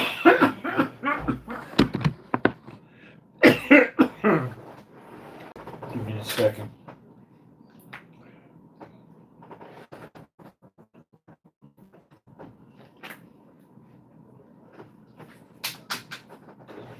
Let's run this for numbers for you.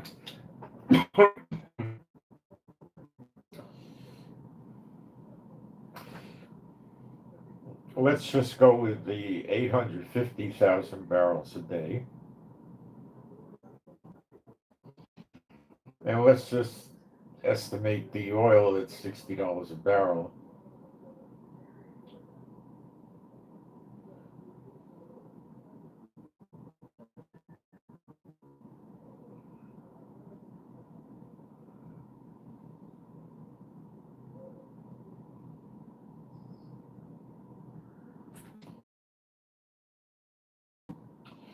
That's $18 billion.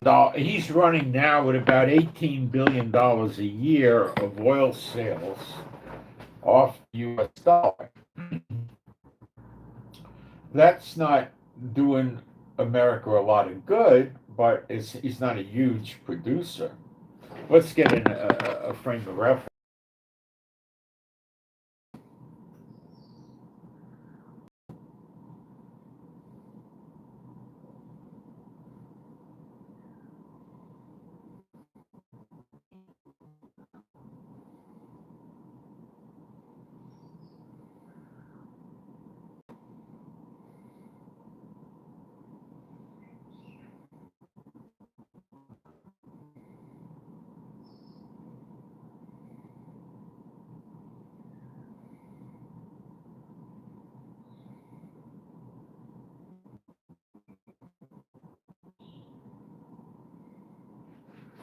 Okay.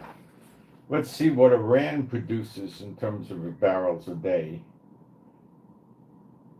Iran is 3.3 million, and that is very troubling to the United States. And Saudi Arabia is 9 to 9.3 million barrels a day.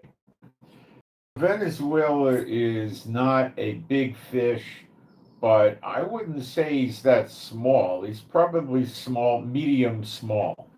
He's not tiny, he's substantial. And that's a good amount of money, okay? So Trump's not happy about that. All right, let's continue. Iran and Russia are the big players in oil, okay? Russia puts out a lot of oil too, and they're in BRICS now. And they're beating Trump's sanctions by using local currencies to conduct trade. The only way Trump's going to stop this is to physically send gunboats after their boats and interdict them, confiscate the boats, sink them, steal the oil, sink it, whatever they're going to do, they got to stop physically. Trump is not able to stop the sale of the oil using sanctions and tariffs and stuff like that. He can't do it. He's stupid though, and he thinks he can. He can't. Every time he thinks of some system, they come up with a better one. Now he could harass them and cause some problems and difficulty with their banking, mess up their country and stuff like that. And that's why Putin's not breaking out of the box and attacking NATO. That's why China is not attacking Taiwan, and that's why North Korea is not attacking South Korea. And that's why Iran's not doing anything.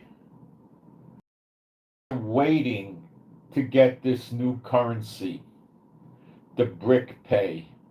And when they get this brick, it could be this year yet or early next year. When they get this BRICS pay, the American dollar is going to go down significantly. Okay, today your euro is, I don't know, circa €1 is worth $1.15. When they get their BRICS pay, you'll see €1 is going to be worth $1.35, $1.40, maybe $1.50. What in the world does that mean? What does it mean for America? It means you're going to have a very cheap currency, okay? And what does that do? Well, for one thing, if the country is stable, which it probably won't be in it much longer, it's got mass shootings very frequently. It's just a matter of time, really, till you start seeing mass shootings where in malls, right? On high traffic times, like 7 in the evening, 6:30, you know, the mall is full of people during the week on the weekend, and a mass shooter, a sleeper agent that wants to create fear and terror, just go through there wearing bulletproof vests, and they can shoot people up, and they could even, it'd be hard to imagine getting away, but maybe they could put bombs in the mall and get away. Not easily though, because if they put them in a garbage can in the mall, it probably will be observed, but maybe they could get away with it in the beginning. They might get away with it. How would that work? Well, have a box to the mall, and then they just stuff in one of the garbage receptacles in the mall, maybe in the food court or maybe in the mall itself, and detonate with a phone and leave the mall. Would they get a video of the person? Maybe yes, maybe no, but they get a video of the hat pulled down like this, and the person looking down at the floor, they'd get nothing.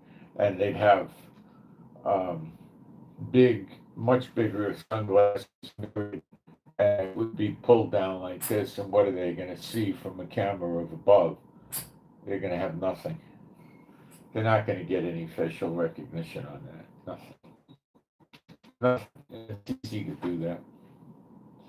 They might get height and weight, but that's all they're going to get.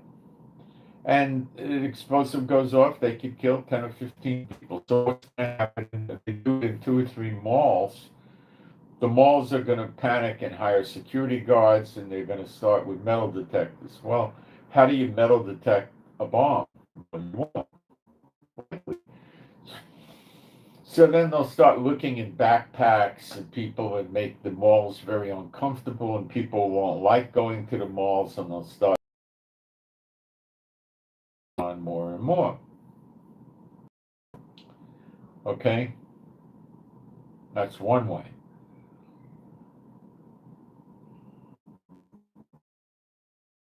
Things they could go after are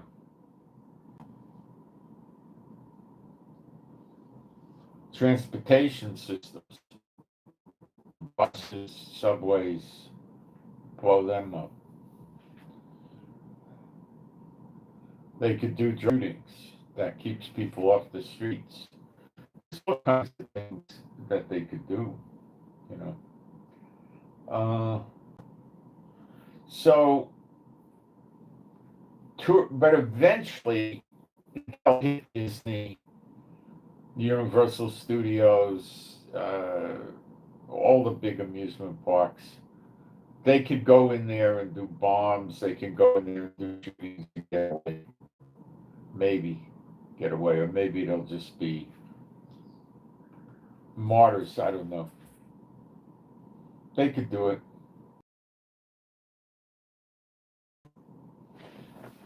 And be very bad for these parks.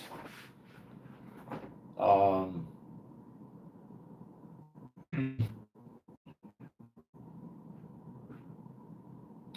but anyway, let's assume they don't do that. So what'll happen is tourism in America will go up sky high because the dollar is so crappy.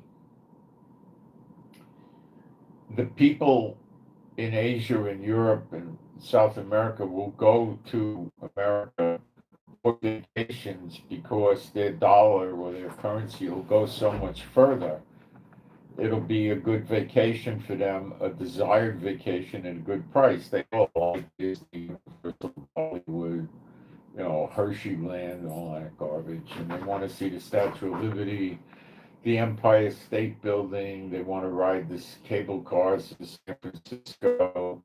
They want to go to Miami Beach. They want to go to New Orleans, or, whatever it is they want to go to, Las Vegas, Atlantic City, whatever they want to do, right? And America has fantastic tourist attractions. So, assuming that America is not in, they would be able to pull a lot of tourist people in. But I think the violence is going to deter that from ever happening. Okay. So what's going to go on? You see, when you go and buy bananas and peaches, the guys that sell it to the supermarket that sells it to you, if they could sell it on the foreign market, let's say for, let's just pick a number, say for $1 a peach. I'm just making numbers up, right? They're not going to sell it locally for 65 cents. They'll export it because it makes more money for them. And the government can control that. It gets laws, executive orders. But your price of goods in America is going to be tremendously bad when BRICS hits. I'm talking probably going to pay $3 initially for a loaf of bread, then 4, then 5. You understand? It'll be,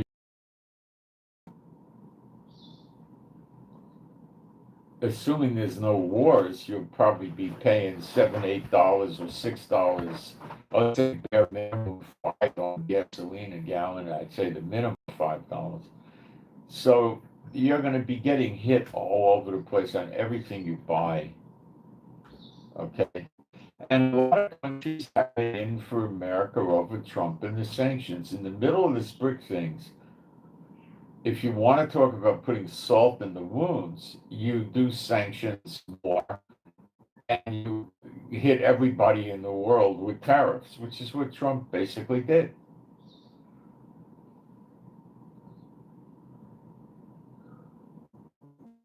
So they all want to get rid of Trump, and if they can't get rid of Trump, let's get rid of America.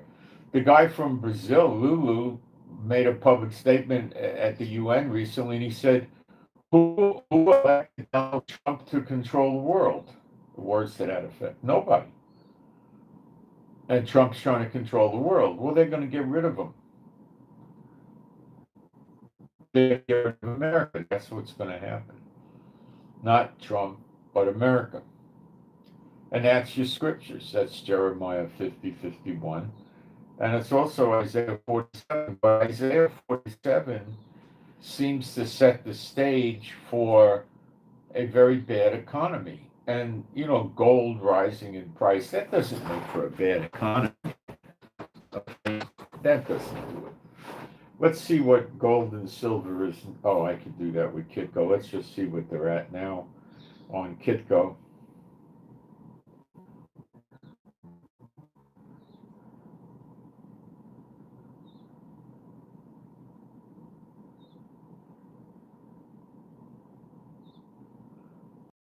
They never got gold below 4,000. It never happened, and that means they probably can't do it. I think they took their best shot. 41.11 right now. So it's going up. It's probably it's hitting resistance from them, but it'll probably stay considerably over 4,000. Silver's not staying over 50, sadly. $48.52. That's a shame. But we'll have to wait for some current events likely for that to really blow up. And it will.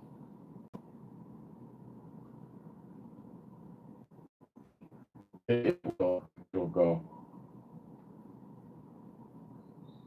I don't know what happened to my tabs. They all got erased. Stupid device. Um,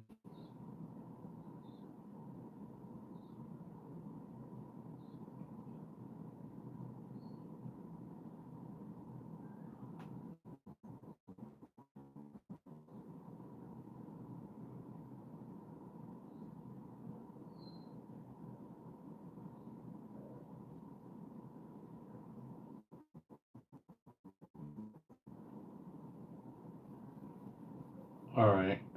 Let me see if anybody's commenting on the quality of the.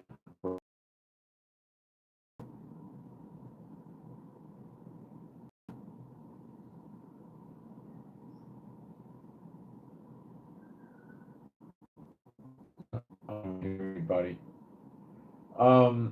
So you're going to see issues now. Isaiah 47 seems to talk about this. Read it. I don't know why I go through these things. I painstakingly go through them, and people just shut the offerings down for the most part, and they don't like hearing these things. But I'm supposed to tell you these things because they're really relevant, and people don't like it.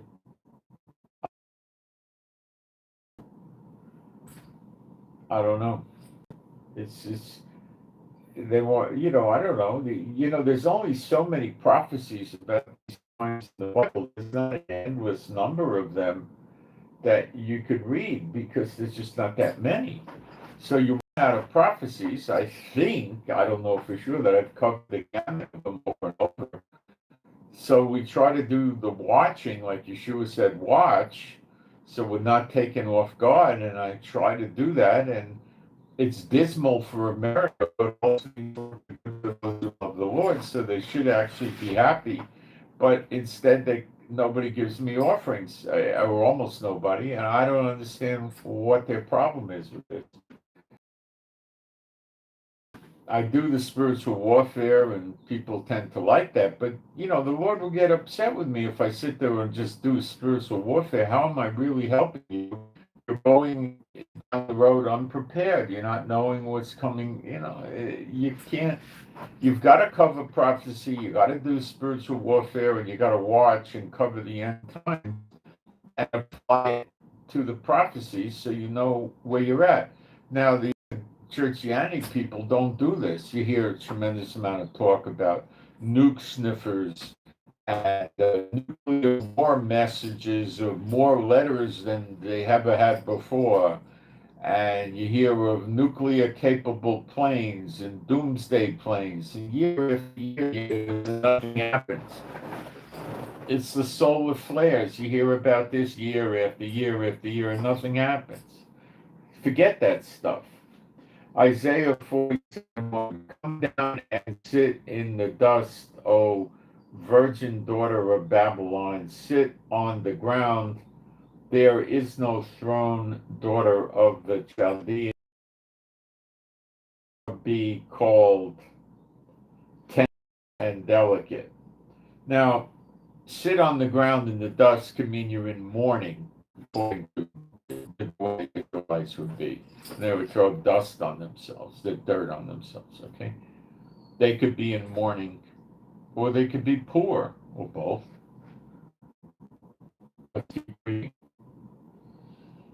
You're sitting on the dust, you don't have a throne anymore because your kingdom's been busted up. Take the millstone and grind meal. So now you got to grind your own food because you're poor. You understand? You don't have servants, you're not buying made. My wife has stopped buying me, like, treat type foods in the store, and started baking stuff for me because we can't keep up with the economy very well here. It's so expensive. And that's not going to be the way it is in the whole world. It's going to be the way it is in some countries right now, Israel, because we got a real piece of crap for a leader for 20 years who's ruined our economy, and I personally believe on purpose to keep Jews out of Israel. And he's so happy he got perhaps 500,000 more Jews to leave Israel during his drawn-out 2-year war. That war should have been over in January 2024.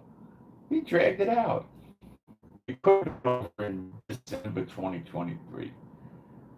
It really could have. It's just a question of bombing. But he went and dragged it out, and then everybody started getting involved with humanitarian rights and stuff like that. He could have just went in fast and hard and dropped hundreds of bombs, and that's it. You know? The bad thing is the Israelis, he's like a curse on Israel, and they don't see what he is. That's the sad part. Take the millstone and grind meal. Uncover thy locks, make bare the leg. Uncover thy thigh over the rivers. So, sounds like they're poor people, or it's poor. Columbia, what they call the who are Babylon, that city, Columbia. It's allegory, it's not literal. Thy nakedness shall be uncovered, yea, thy shame shall be seen. Now, that means what's going to be seen in their privy parts is the opposite of what they portrayed themselves to be. That's, you gotta wait for that. I will take vengeance, and I will not meet thee as a man. As for think year of redemption, Jehovah of armies is his name, the Holy One of Israel. Sit thou silent and get thee into darkness, O daughter of the Chaldeans. Well, that could mean that the power grid is off. It could mean that God punished the country. It could mean the economy. Okay, not good stuff. Thou shalt no more be called the Lady of Kingdoms. Well, things are busted up over there, not just economically. I was wroth with my people. I have polluted my inheritance and given them into. There's roughly about as many Jews in the United States that are known Jews as there are in Israel. And that's not taking into account lost tribes. Thou didst show them no mercy upon the ancients hast thou very heavily thy yoke. Well, that could be the North American Indians, like, the Indian Wars, Trail of Tears, or it could be meaning old people that are Israelites. I don't know. Probably the North American Indians. And thou saidst, I shall be a lady forever, so that thou didst not lay these things to thy heart, neither didst remember the letter. Therefore, hear now this, thou that art given to pleasures, that dwellest carelessly, that sayest in thy heart, I am, and none else besides me. That's exactly how Trump behaves, right? I shall not sit as a widow. That's exactly what Trump is believing. Neither shall I know the loss of children. But these two things shall come to thee in a moment, in one day. Okay? In a moment, in one day. It hits them suddenly. See, God's going to keep them like the days of Noah and Sodom and Gomorrah. He's going to keep them thinking that Satan reigns and all this stuff, and they're going to win, everything's good. Because if he did it gradually, and they would turn to Jehovah, because they're loyal to nobody. They would turn to Jehovah, but they would turn against Jehovah down the road. They're not loyal and faithful. Okay? So he doesn't want that. So it's all going to come on them right away. Boom. They'll turn to him to get out of the jackpot, and then try to, get rid of Jehovah. That's how they are. That was the Tower of Babylon, was storm the gates of heaven, to climb up, to get up to heaven and storm the gates of heaven and take it over. That's what they were going to try to do. Stupid. Sure, they got it, but that was what they were. They'll do it again. They won't ever get there, but they try it, so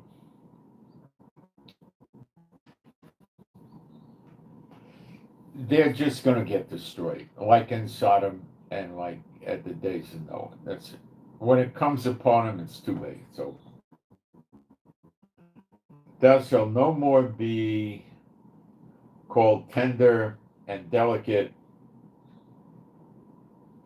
Oh, wait, I'm backed up too much. It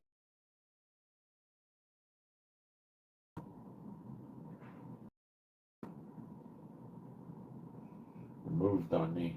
Good old iPad.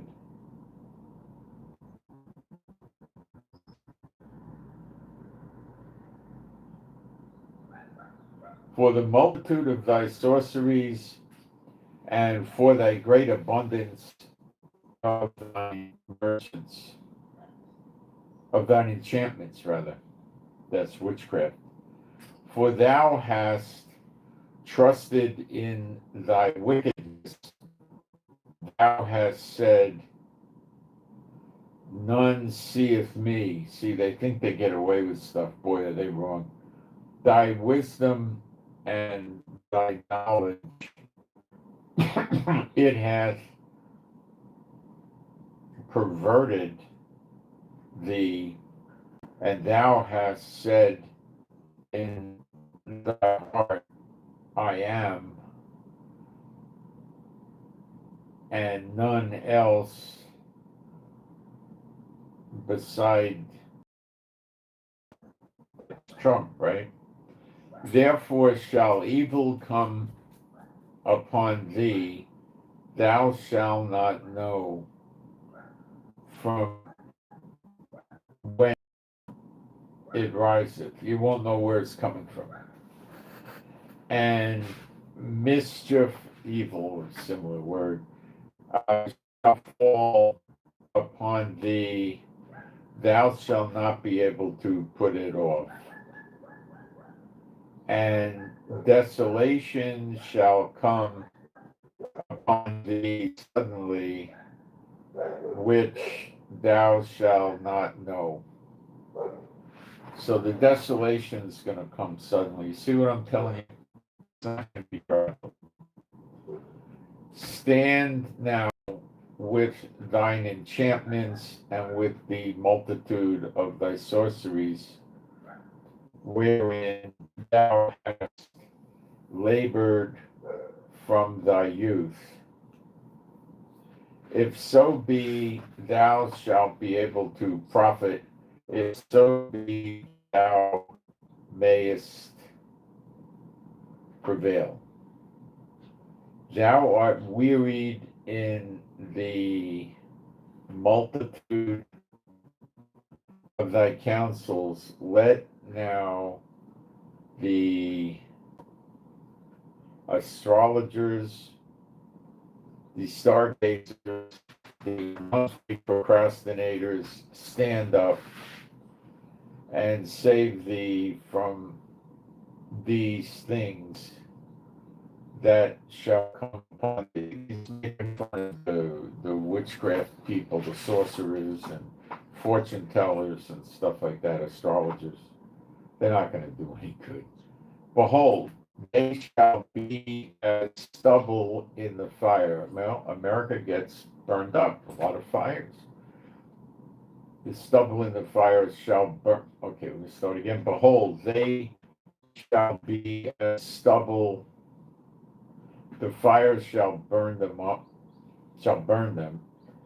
They shall not deliver themselves from the power of the flame. Therefore shall not be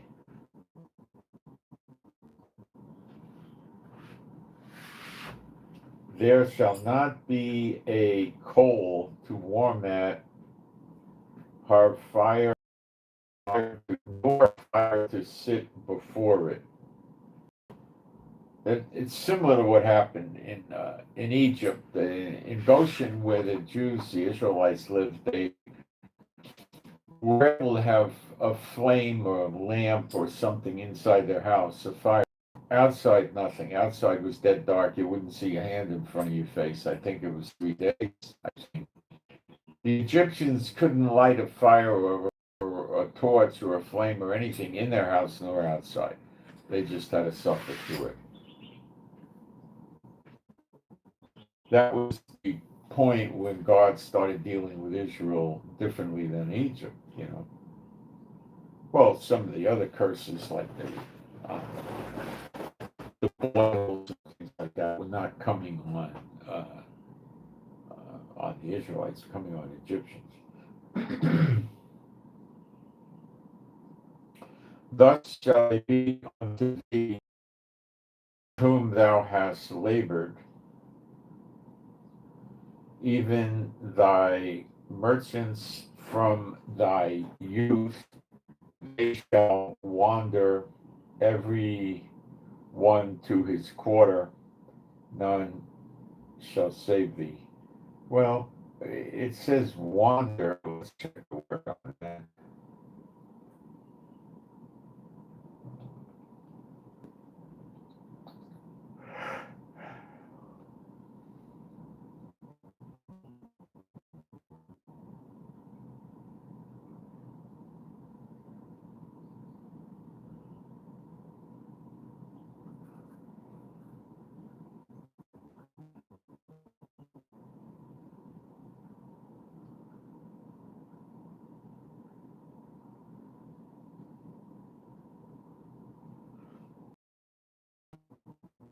Wander can mean stray. And let's check the word for quarter.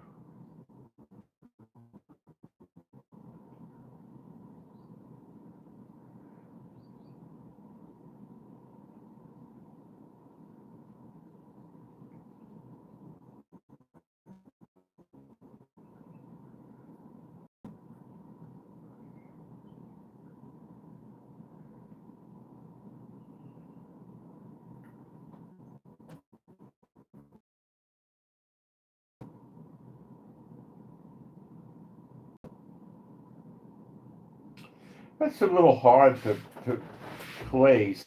Uh,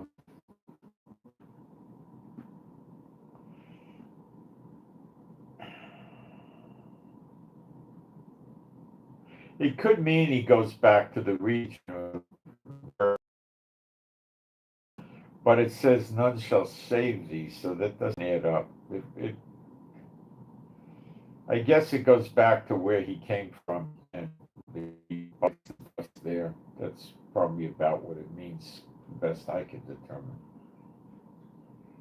The poor agriculture worker people, they get out of there. They, for fear of the sword, um, they go back to their own country. But that's not, talking about them. So, uh, that's what I think.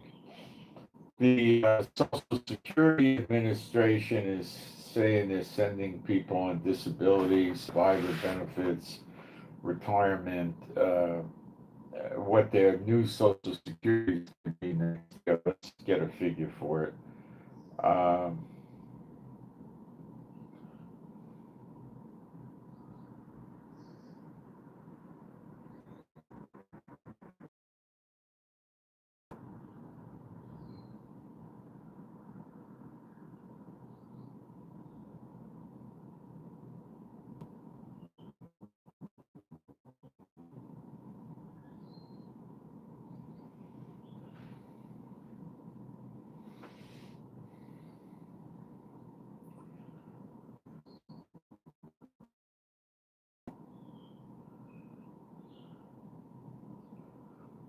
let's see, we want to get an increase for 2026. I think it's 2.7%.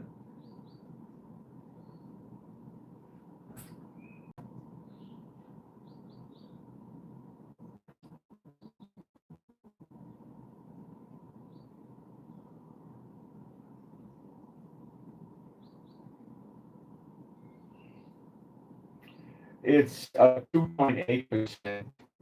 The average person is going to get on retirement $56 a year increase, $56 a month. This is like a criminal thing to the people because that's certainly an unfair amount.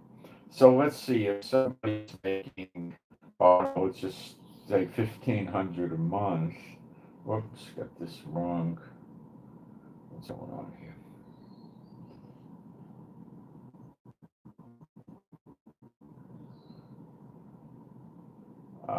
Times 1.028.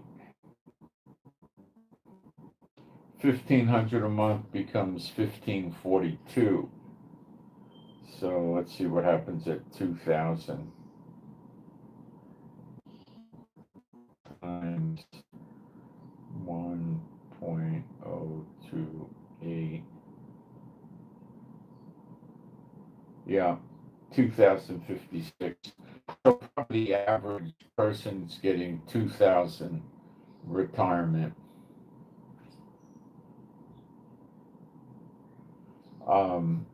They should have given people. The reason they did that is they're so crooked. The housing prices go down because the economy's bad. So they put housing in how they calculate.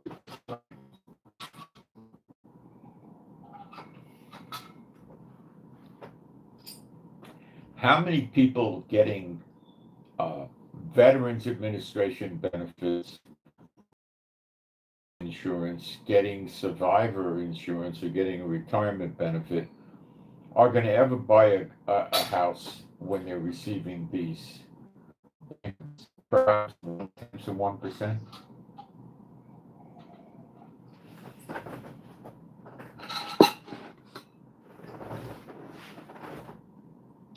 These people calculate the drop in rent, as far as I could tell. So they're really doing an unfair calculation.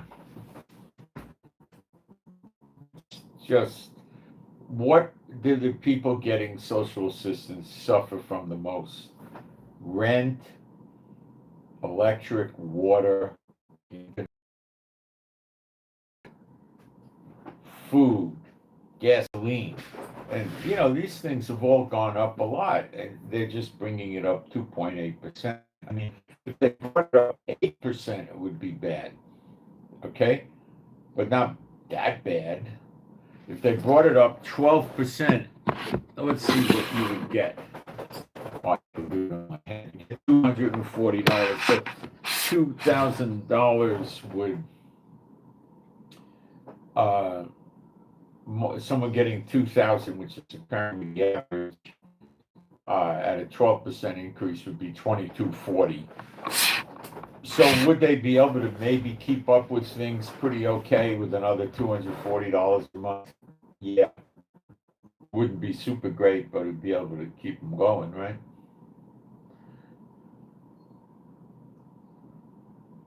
So they're robbing the people. And they did the same thing last year. They gave them 0.3%, It's stupid. Do you think prices just went up 2.8%? That when you go to the stores, supermarket, you only spend 2.8% more this year than you did last year? How about 28%? Does that ring a better bell? Of course. It's stupid. But the people buy it. They don't have any idea what's going on. They don't have any idea.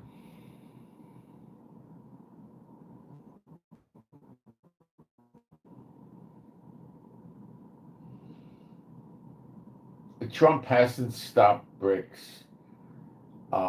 He's afraid to give Zelensky the long-range missiles that talks. He's afraid to do any fighting himself in Gaza. He wants the other Muslim states to do it.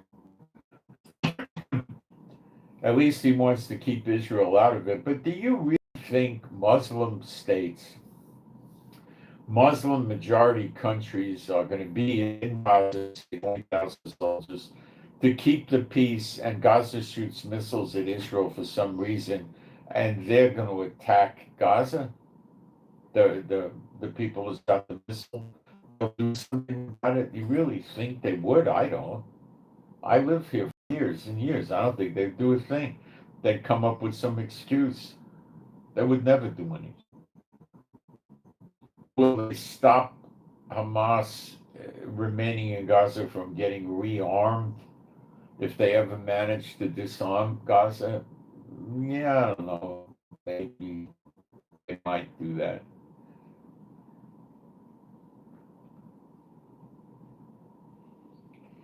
It's a rough situation, what's going on with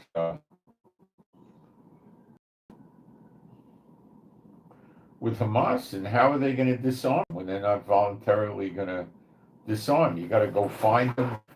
You got to go to their houses. You got to go to their offices, warehouses, and you got to take the weapons and destroy them. And they're not just going to be sitting there saying, "Oh, you found us. Now you get our weapons." Oh, well, do us, right? They're not going to do that. Why would they do that? They're not.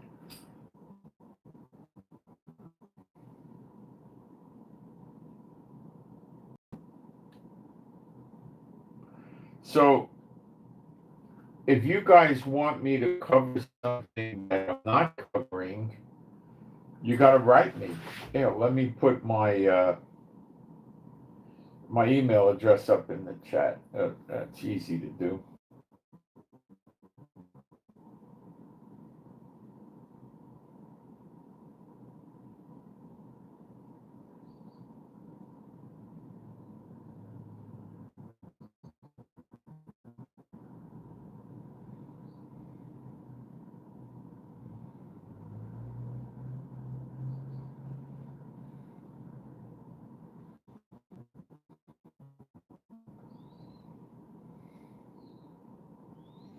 Just send me an email.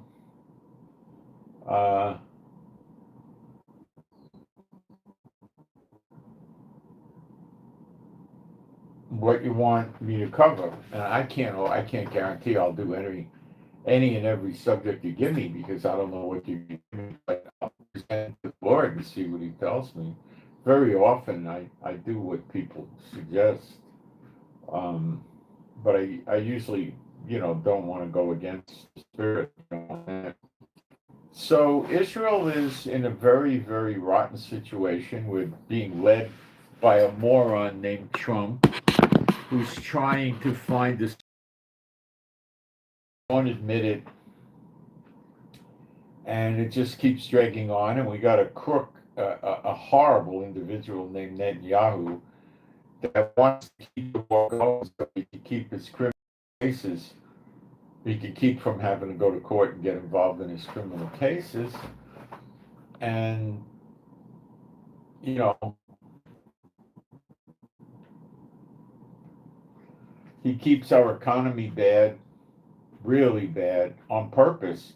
He puts every stinking moron control on the people here, no matter what. Like, you can't do a transaction in Israel with anybody for over $1,000 in cash.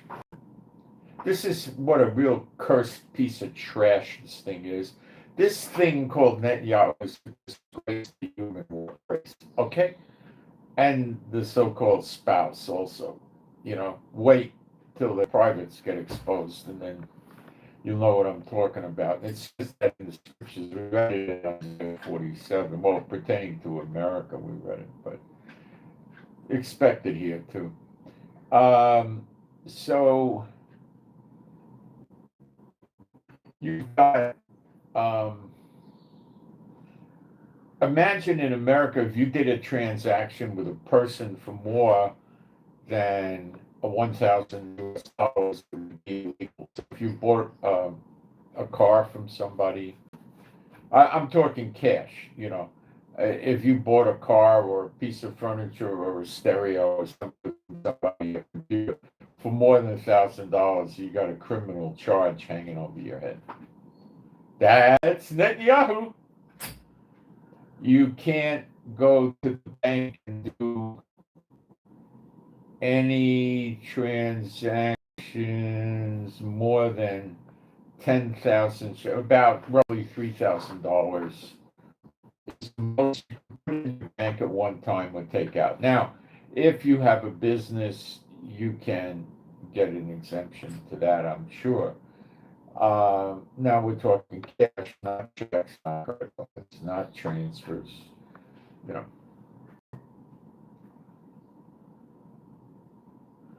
See how bad they are?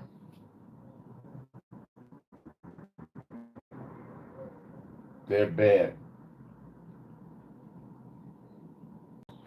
That's Netanyahu. He hates the people. It's like he holds our nose to the grindstone. He hates us. He loves the unclean spirits. He hates the people here. By his behavior, in my opinion, come to the conclusion he hates the people of Israel. I can't get to a place where he likes us and he's trying to help us. I get he hates us. Look what he did with the Gaza war. He dragged it out for 2 years. It probably could have been over in 3 or 4 months. 2 years. 2 years. And it's still not over.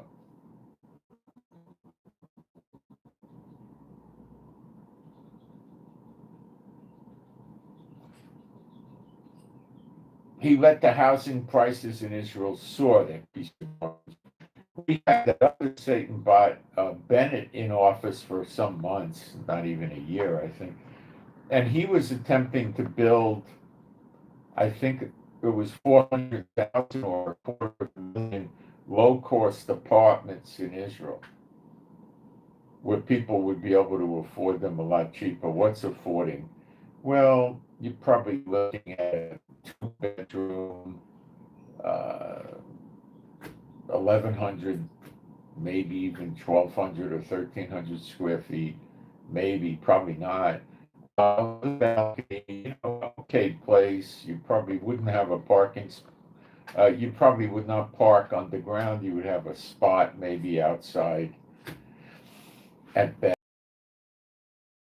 We'd be at 125, 50,000 for an apartment. Okay. If you want to get a three-bedroom, you'd probably be at 180 to 200, and that would be about as big as they would build them. They'd probably, you might catch a two-bedroom at 1,400 square feet, by the way, and you might get the three-bedroom at 17, 16, 1,800 square feet, something like that, which would be a rather good-sized apartment. I had an apartment once that was 1,600 square feet, and it was a pretty good sized apartment. You had rooms all over the place, You have plenty of room. Uh, they're not going to do anything about houses. Well, that got killed. It never went anywhere.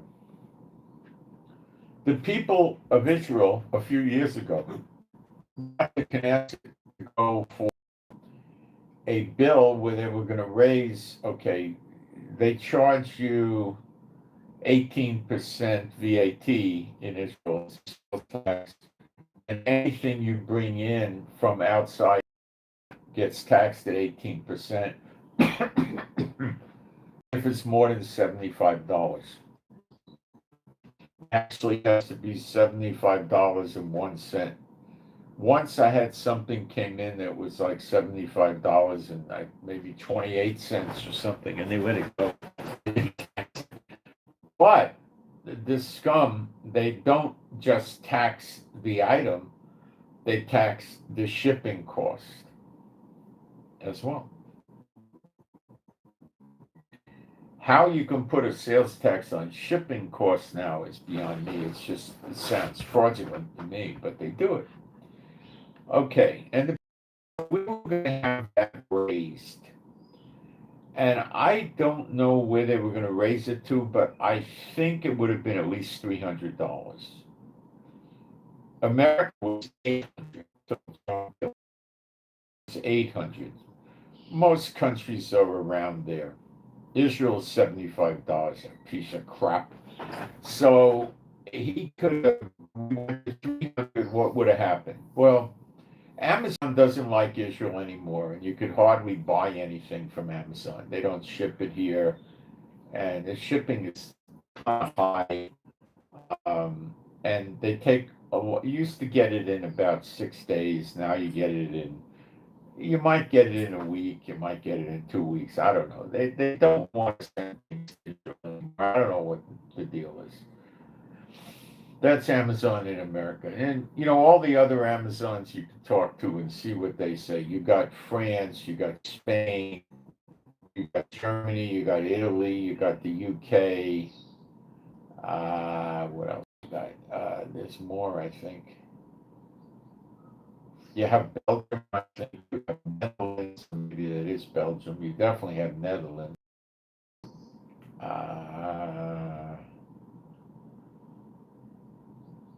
I don't remember all of them. You have, I believe, United Arab Emirates, Saudi Arabia. No, then you got India, but they won't ship outside of India. Then you got where? I've never tried to work with the African ones. I don't know if there are any in Africa. I'd have to look. It might be an interesting idea. Then you got Asia. You can talk to them. You could look at Amazon in different Asian countries. And I think they have one. Not sure where all of them are. Then you have Canada. You have America, and I imagine there's a Mexico and other places you can look at. So you could try Amazon around the world, but let's see. Amazon has a policy as if you buy, I believe, $70 in goods, most goods, not all goods, most, they ship it to you for free via the post office, which is slow. And you have to go to your post office and pick it up. They don't go to your house with packages in Israel. because we've got a lousy post office, and I think Netanyahu wants a post office, so things stay bad for Israel. I am not kidding about this. So remember, Israel's trying to get him locked up and ruin his life, so he's definitely mad at Israel. Look how good I am for you. Well, he hates God, and he hates people that serve God, and he's a piece of junk. That's all it is. So you'd be able to go to Amazon if it was $300, order $300 worth of stuff that had free shipping. I think it was $295 or whatever, right? It would come over here. It would take 2 weeks, 3 weeks, whatever, right? And you'd have to go to the post office and pick it up, but you'd have no tax. So nobody would buy crap from the stinking merchants in Israel, the Satan bots. They're not all Satan bots. The big stores are super prices, in my opinion. And the little guys are not Satan bots, but they gouge you. They rip you off. I got a store. And they try to squeeze every nickel and dime out of you. They're so expensive. And if you're not paying freight, you can buy your stuff at Amazon, right,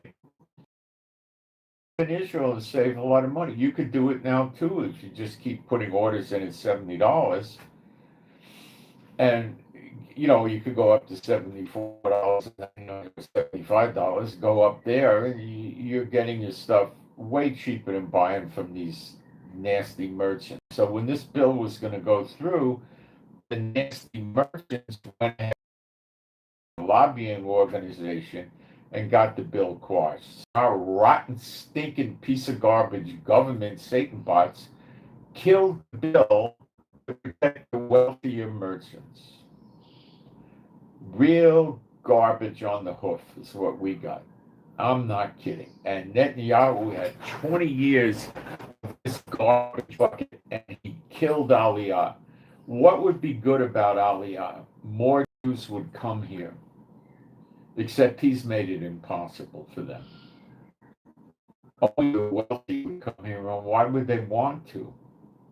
To get hit with missiles and rockets, to have a bad economy. Why would they want to come here? They don't.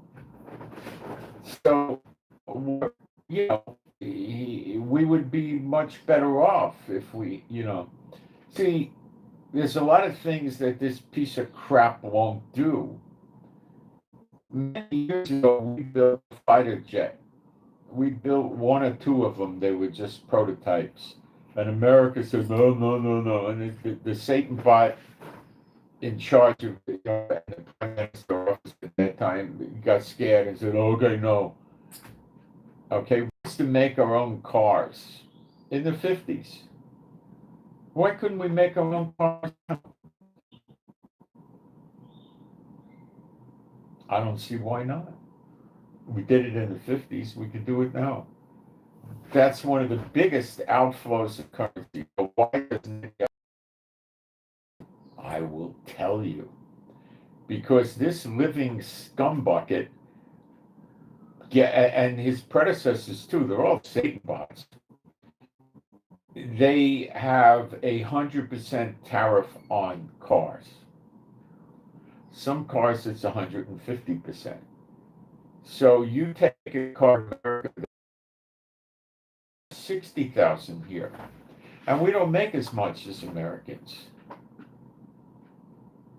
This is what these bums do on purpose because they love the devil who hates us. And he's afraid to attack Israel. So we had all these wars. Israel came on top of all Hezbollah, Yemen, Gaza. Look what happened to Syria. Look what happened to Iran. All this stuff, right? So they're not. Now he's going to try peace and try to deal with us another way. The Abrahamic Accords do absolutely nothing for the average Israeli. Nothing, not a thing. It makes the big weapons companies rich, and they don't pass the money on to them. They give the people wages to work in the factories, chump change, They don't get good money. Yeah, they get okay, but they don't get good money. That's what they do. It's just, you can't get ahead in Israel.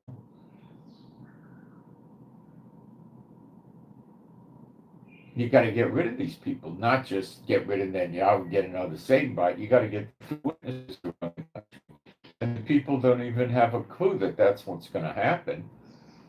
They're so in the dark here from the rabbis, Netanyahu's buddies. He tries to keep them out of the draft. For corruption, he keeps them out of the draft.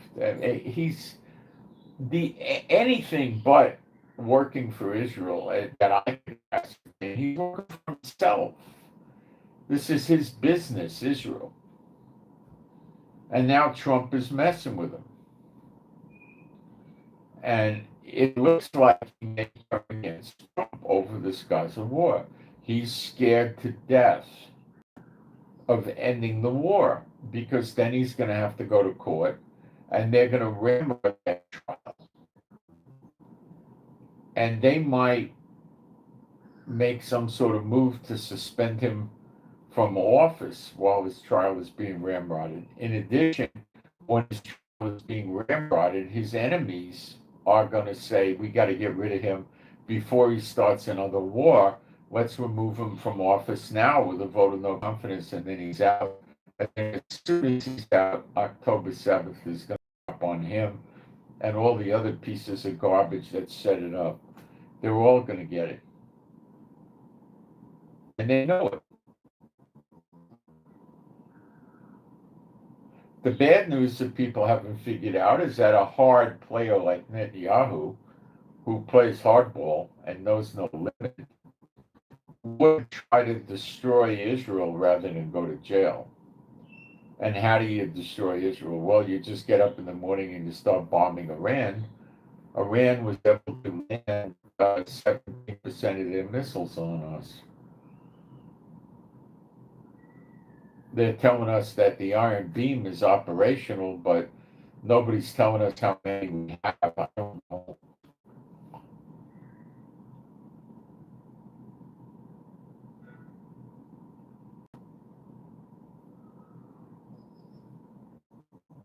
People can't afford houses here.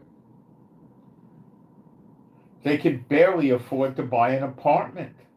And the landlords could do anything they want to you here, just about to get away with it. Just about anything.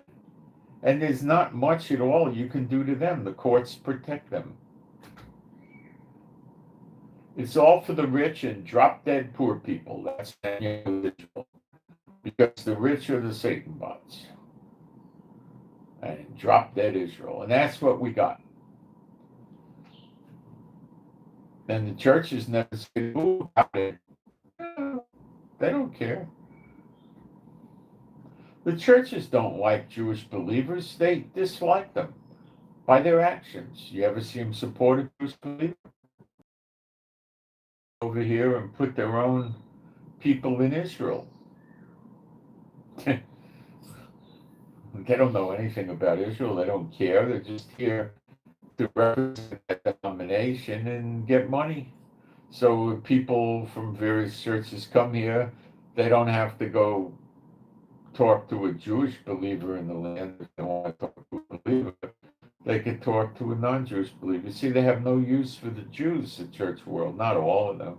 A lot of them, the Catholics don't. They're amillennial, as are many denominations. And many are pre-trib and mid-trib and post-trib. They don't have any use for Israel. They're just waiting for Israel to get persecuted by the Antichrist, which they don't even know he's not the Antichrist. That means they're going to get their rapture to heaven. There is a rapture, but their timing is ridiculously off and wrong.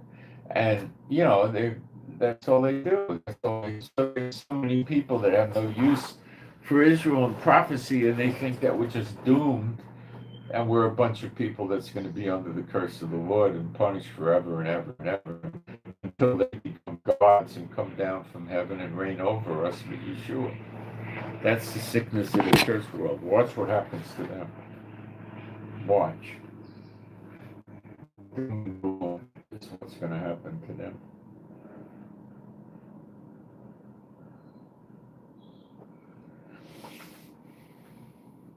All right, let's see what's going on in there. If anything.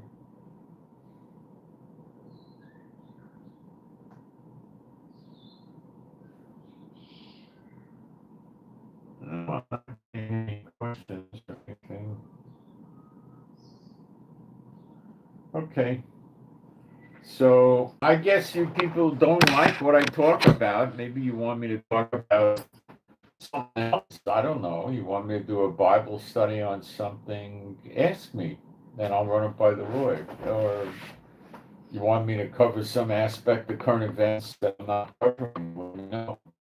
And I'll ask the Lord and, see where that goes. But I try to give you a balance of, prophecy. You see, the destruction of the Torah in America is very important because that's going to bring, right after that comes not the destruction, right after,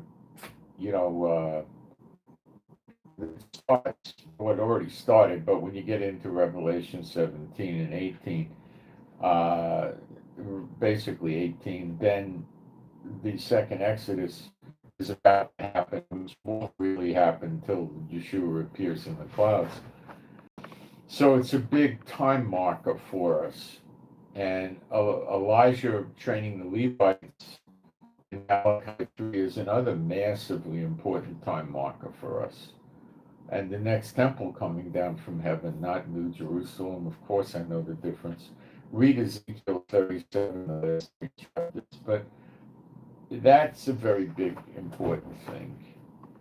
The 2 witnesses, Enoch and Elijah, is a very important thing. So, there's a lot of things. And then you also read in Zechariah 12 that there's a lot of people in Jerusalem that have Jehovah as their elder. That's going on right now. How can you have Jehovah as your God and reject Yeshua completely, referring to him as a bastard and not a son of God, not a prophet, not rising up into heaven? That's what the Jews teach about it. So I don't see that. The Messianic congregations, churches are. It's the same thing. Denominations, they call on Messianic umbrella organizations like Union of Messianic Congregations. It's divisions. It's wrong. You're not going to enter the kingdom of heaven doing denominations and divisions. It's in Galatians 5:19 to 21. The word is seditions. And all of the variants have different doctrinal statements all over the place. And you tell the people you don't know which one is true, which is stupid. There's only one doctrine. There's only one gospel. When you have pre-trib, mid-trib, post-trib, and amillennial, which are all wrong, you've got many gospels. That's not how Yeshua works. Some of you are with Apollos, some of you are with Cephas. Paul chided them for that. Okay, now you got Baptists, Assemblies of God, Presbyterian, Episcopal. The same thing. Apollos and Cephas, the same garbage. A house divided unto itself shall not stand. These churches aren't going to make it. They'll be gone soon.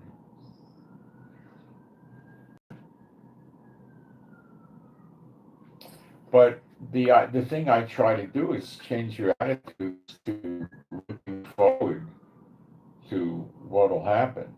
Not dreading it, because God's not going to. If food gets scarce, his children are going to have food, guaranteed. You'll be okay. Don't worry about it. Don't worry about it. God's not out to torment his children. That's not what he's interested in doing. He's going to deliver you.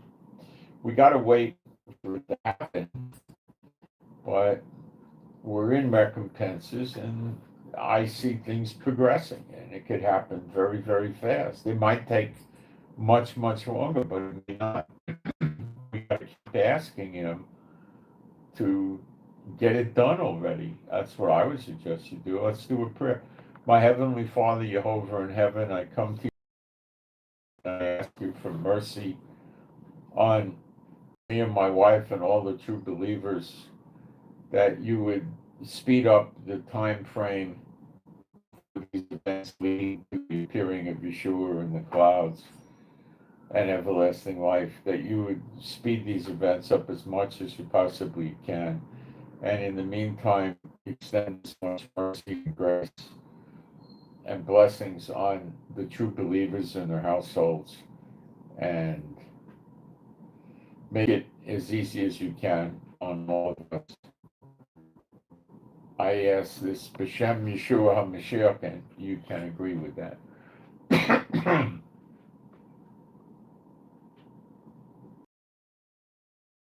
Some spiritual warfare stuff here. Let me see. Um,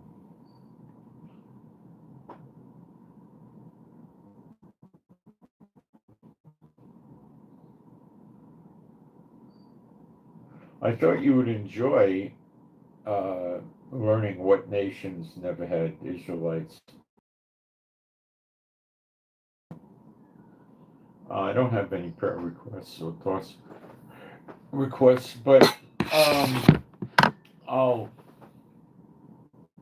do a prayer, and you guys can agree with it if you like. My Heavenly Father, Jehovah in heaven, B'Shem Yeshua Mashiach, I ask you to loose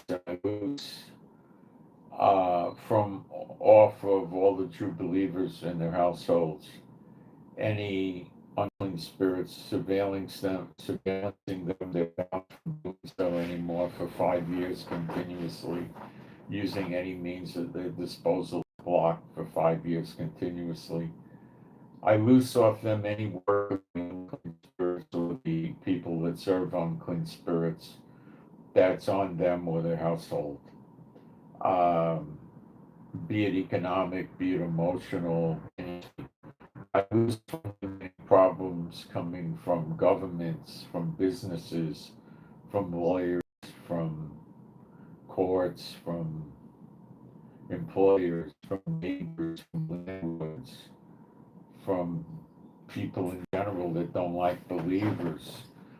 I ask you to loose all these problems off of these people. I pray you loose money to come to all the true believers, that they would have an excess of what they need to get by. I pray that we would all have peace and sleep well, all the true believers, and have no trouble sleeping and not get any darts or thoughts, ideas, or notions from the enemy. And I ask for binding of all the unclean spirits from being able to approach the true believers in their households and impersonate being the Holy Spirit or God, that they can't do that with the true believers anymore. And the true believers don't fall for that. And I pray for you to pour our spirit out on us, that we be walking in your peace, your joy, your calm, your rest, and our discernment would increase, and we would walk in the gifts of the Spirit, signs and miracles and wonders. And I pray for good health for us, for your healing and recuperative power to flow through us, that we keep getting healed. Pray for us to have strength, stamina, and endurance. And I pray that we be happy, secure in our animals and pets as well. And I pray we have accidents, no tickets, no breakdowns, no getting stopped, stuck, or stranded with any car or vehicle or transportation device, no extra luggage if traveling, or no bad hotels or accommodations. And I pray for us to be happy in spite of all the stuff that's going on. Give us the power to be happy. Give us the power to be at peace and calm and rest and not be upset. I'm bummed out by what's going on in the world that Satan tries to make our lives miserable. And I submit all this binding and loosing in prayer to you, my Heavenly Father, Jehovah, Hashem, Yeshua, HaMashiach, and true believers can join in. People tell me that since we started doing stuff like this, life's gotten better for people. If it's not getting better, then you want to give me a prayer request where we'll pray that if there's something going on in your life that's causing this to happen, that the Lord would reveal it to you so you could get it out of your life, whatever in the world that might be. I don't know, and it may not be that, but okay. So I send my Shabbat shalom to all those who love Yeshua HaMashiach, and I'm out. Thanks.